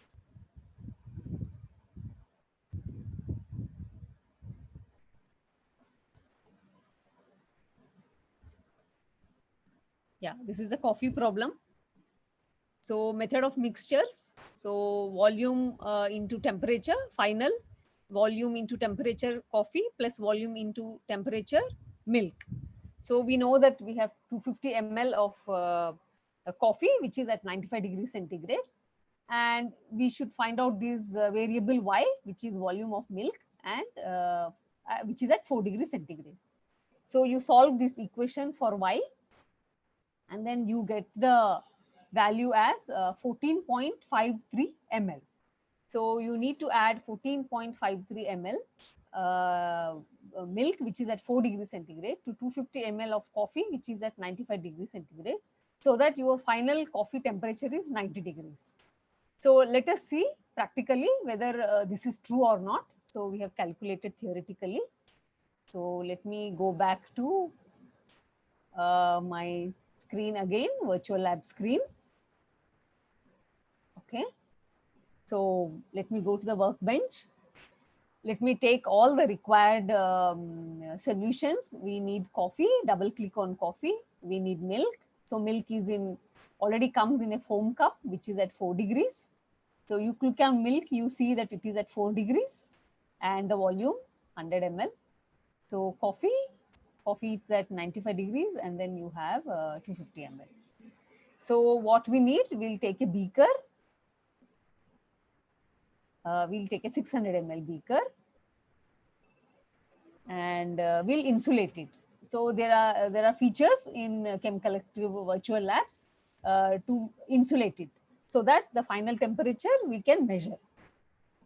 So insulate it, right click, go to thermal properties, and here you see two options. Set the temperature to, we'll not fill that because we want to know the final temperature. It can be variable, so we should not set the temperature. We'll not fill in this anything in this set the temperature field. We'll leave it blank, and then we'll just see this. We'll click this insulated from the surroundings, so that whatever is the final temperature, it remains constant. So we'll just keep on click on OK button. So now this is insulated. So let's add 250 ml of coffee. So in the transfer amount, we'll type 250 ml. Click on pour. You can see here in the solution info panel, it is at the volume we have taken 250 ml and we have 95 degrees centigrade. It is at 95 degrees. So we need to add 14.53. That's what we calculated. 14 point. So if you don't want to calculate, you can do even the titration method. Take the milk at 4 degrees in a burette. I mean, practically we would not do that, but if you have not calculated, that is a way to titrate, like titrate and then see how much amount of milk you need to make it the temperature to 90. It is 14.53, not 43. Oh, sorry, 53. Yeah, sorry. Yeah, 53. So click on pour. So we have added exactly the calculated amount 14.93, and you can see that when you click on the beaker, you can see the temperature sensor, it senses 90 degrees. So what we have calculated is exactly correct. So when we added that much amount of 14.53 ml exactly into the beaker, insulated beaker, and we got the final temperature of the solution, that is a coffee mixture, coffee and milk mixture at 90 degrees. So such kind of problems you can give it to your students, very practical problems.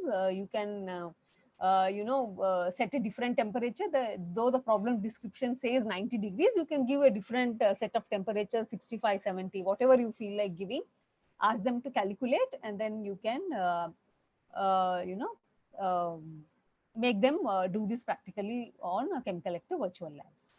So let me go to again load homework. So like this, there are so many problems in thermochemistry. You can see the heat of reaction Hess law, which is there is a spoken tutorial also. I'll go back to spoken tutorial page again because I forgot to say a few things. I'll do it again, and we have these coolant problems.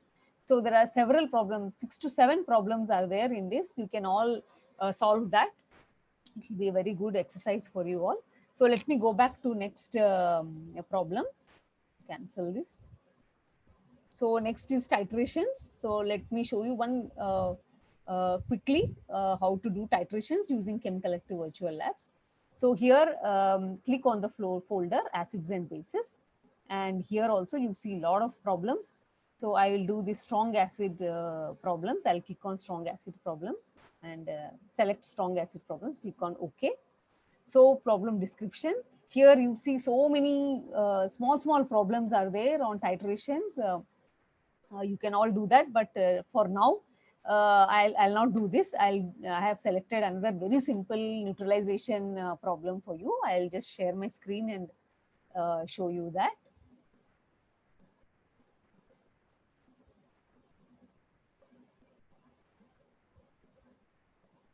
So this is acid base titrations. The problem is how many ml of 0.1 molar H2SO4 do you need to neutralize 20 ml of 0.1 molar sodium hydroxide. So here is the first, just write the equation. Here is the equation, and we know that for one equivalent of H2SO4, you can neutralize 2 equivalents of sodium hydroxide. That means if that means if you are taking 20 ml of sodium hydroxide, you will need only half of that volume to neutralize. That means if you take 20 ml of sodium hydroxide, both have to be same strength, NaOH and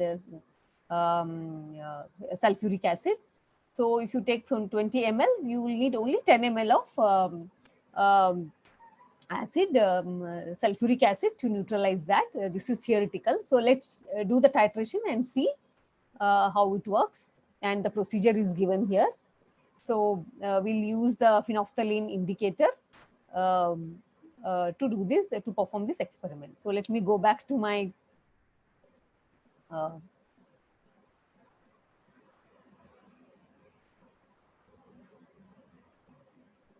screen sharing. So I'll share this again. So we need, we are doing strong acid. So we'll take H2SO4, 1 molar. Strong base, we'll open the cabinet, take 1 molar. And then we'll take the indicator also. We need phenolphthalein. So all of them will keep on the, and we need some distilled water. So all the chemicals and reagents, we keep it. And then let's take the glassware. So we'll have to, this is, we have to dilute it 10 times, 0.1 ml, 0.1 molar. So let's take some beakers. Actually, you can take volumetric flasks also and then do this. I'm just, for the time being, I'm just doing this. You can take even Erlenmeyer flask to do. Actually, you can do it in volumetric flasks to be precise.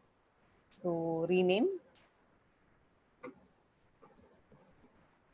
So 0.1 NaOH. And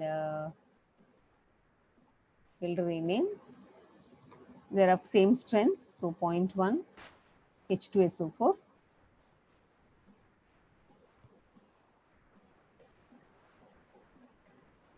So we'll take We'll take water. For example, we'll do 90.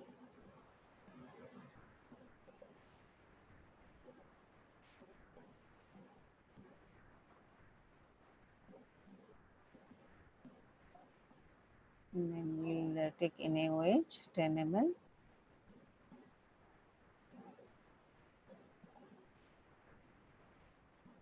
Of course, this is not the way you do in the lab. You do the measuring cylinder and do.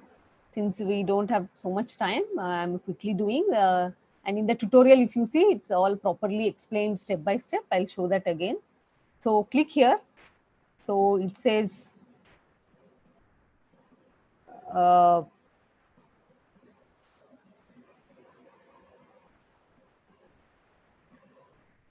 no, I think I diluted 100. Anyway, it's okay. I took 0.0 instead of 0.1. I think I diluted 100 times. It's 0.01. Let me just.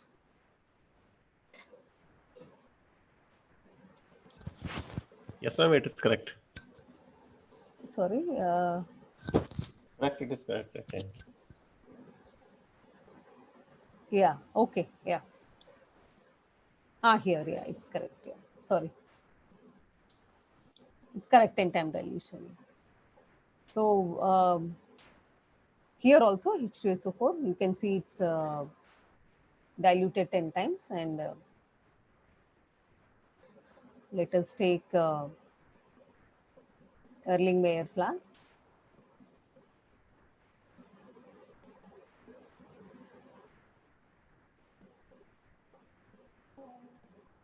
Let us take a burette. So we'll take 20 ml of sodium hydroxide.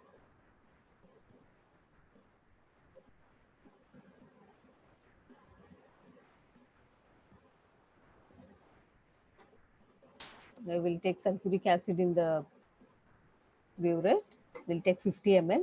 Not this one, ma'am. 0.1 H2SO4.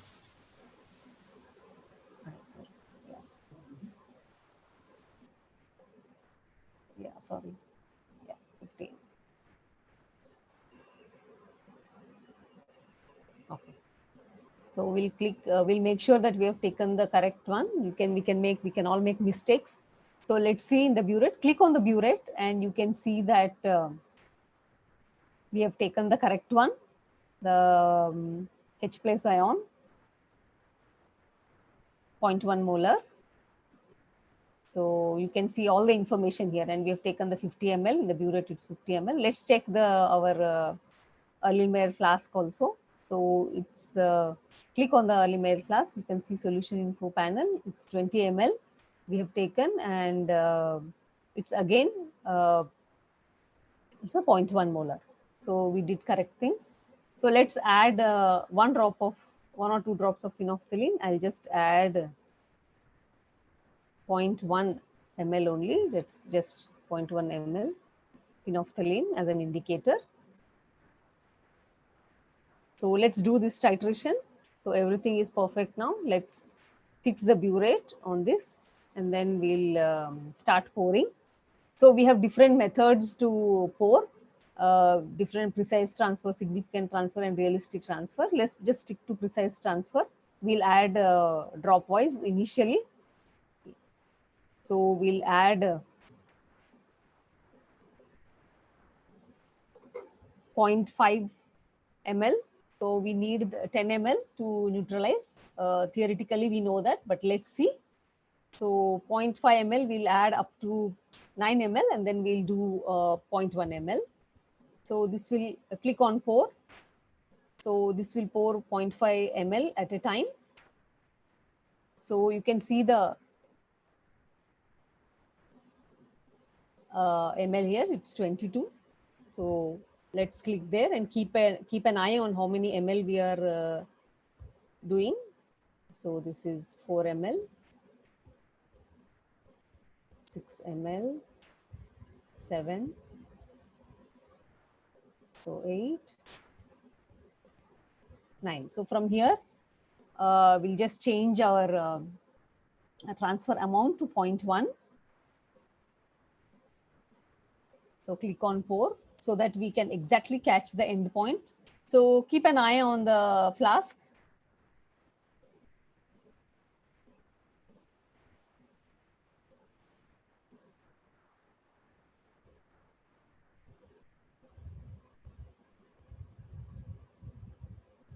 Okay, so here exactly at this point, you can see that it has changed the color. It will become colorless. The solution has been neutralized, and just look at the volume. So it's exactly 30 ml, 10 ml. We have taken 20 ml. We need 10 ml. That is total volume is 30 ml. That is 10 ml of acid is there, and 0.1 ml is our phenolphthalein. So here we have reached the end point. So like this, you can do many titrations there. You can see here, there are so many solutions here. So weak acids, weak bases, we can make buffers. So there are tutorials on how to use all these solutions are there. You can make your own experiments also using all these indicators and solutions. So now I'll quickly again share my screen and show you all the tutorials there.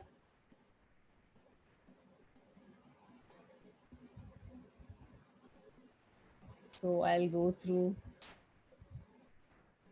to the spoken tutorials. Can you see my screen, sir? Spoken tutorials. Yes, yes, ma'am. Yes, Yeah. Visible. Yeah. Okay. So we have you can download and install the VLabs according to the tutorial given here, or you can also see this. There is an instruction sheet which you can click on that and download, which will tell you how to use the side-by-side method, and then every step you have to repeat, and then that information is given here also. You have this installation sheet. I'll just click and show you. So you can download this, how to install Chem Collective Virtual Labs on Windows. See here, it's Windows, Linux, and then how to, Java is has to be installed if you want to run this. So how to install Java is also given. Sometimes Java is comes installed on your system. So if not, you please follow this procedure.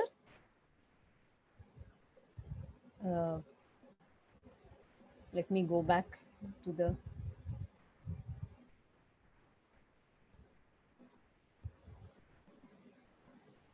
spoken tutorial. I don't know, I'm unable to go. Yeah, okay. So there is a brochure also. You can see the brochure. So this brochure explains exactly what are the uses also of these virtual labs, Chem Collective Virtual Labs. You can use that. So let me go back. All these tutorials, whatever we explained, I'm going to go actually. I think it takes time to go to the, I want to see the spoken tutorial screen again. Yeah. So Dr. Shailendra sir has already told how to prepare standard solutions. Step-by-step method is given. The same thing is given in this tutorial, and dilutions and pH measurement step-by-step is given here with assignment. There is density of solids, how to do density experiments, effect of temperature, and I have shown you how to do the acid-base titrations, and the full tutorial is available here. So heat of reactions. So like that, there are many tutorials, solubility product, equilibrium constant, gravimetric analysis are available. So you can all go through these tutorials. Excuse me, ma'am. Yes. Yes, sir. Excuse me, ma'am. Yeah. Please conclude. It's only Conclude. 3 minutes left. Okay. Yes, sir. Please, So I'm actually finished. I'm done actually. So you can do this side-by-side method is also available in the spoken tutorial technology here. So you can see this tutorial on how to use side-by-side method, and then we can learn this. So yeah, so I have I've finished with the this thing demonstration for today, and thank you so much for giving me this opportunity. If you have any questions, please post it on forum, or you can write to me. Dr. Shailendra sir will give you my email ID, or best thing is to post it on the forums. So thank you, sir. Thank you for giving me this opportunity. I'll give the mic back to Dr. Shailendra sir. Yeah, thank you. Thank you very much, sir. हमने खत्म कर दिया, sir. Thank you. We have finished, sir. If you have any questions, sir, I can thank you, answer ma'am. actually. Yeah. Yes. There is a question in the method of calculation of temperature, how we can incorporate heat capacity of different solution. The question from Vinita Sharma. Yes, ma'am. Actually, heat capacity is there. I'm repeating the question. Yes. In the method of calculation of temperature, how we can incorporate heat capacity of different solutions. It is question from Vinita Sharma. Yes, actually heat capacity we have taken it here as uniform heat capacity 1. That means we are using, we have, that water solution. We just assume that they are all water solutions. So we have not taken a different heat capacities. Heat capacities of, we have taken same as water 1. So you can actually go through the tutorial on heat capacity. It is there in the spoken tutorials, how to calculate heat capacities. There is one tutorial, I'll just, exactly tell you the name of the tutorial so that you can go back and see. There is one full tutorial on it, on how to, we have done the heat capacities also for this different solutions. It is heat of reaction. The tutorial name is heat of reaction. So you can go there and then you can see the full tutorial also. Yeah. Thank you, ma'am. Right, Vinita, okay? ma'am? Yeah. You may say it on that.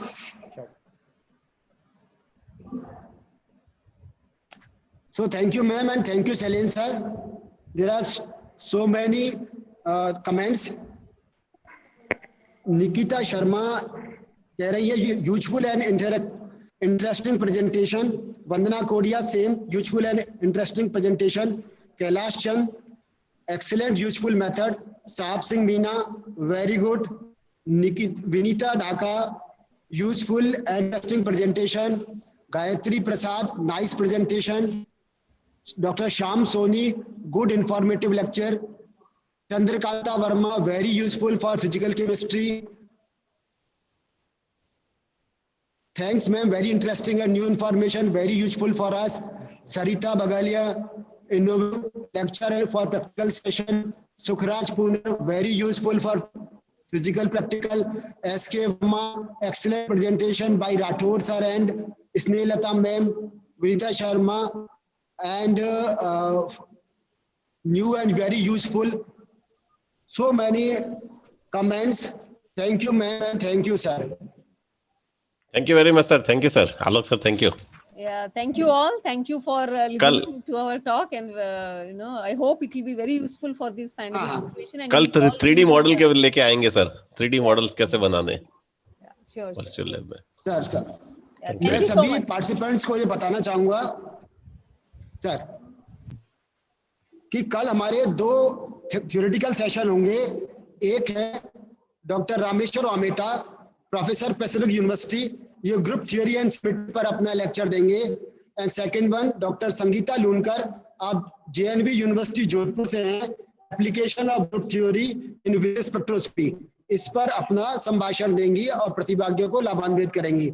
इसके अलावा practical session में हमारे साथ में same हमारे पास में शैलेंद्र सिंह जी जुड़े रहेंगे और स्नेहता मैडम कल जुड़ी रहेंगी. तब तक के लिए सभी पार्टिसिपेंट्स का बहुत बहुत धन्यवाद, बहुत बहुत आभार. कल 10:30 बजे हम सभी वापस से जुड़ेंगे और फीडबैक के लिए आप 4 से 5 बजे तक ग्रुप में आप चैट में डायलॉग बॉक्स में आप लिख सकते हैं. देखें उसमें सभी को फीडबैक भरना अनिवार्य है. Thank you so much.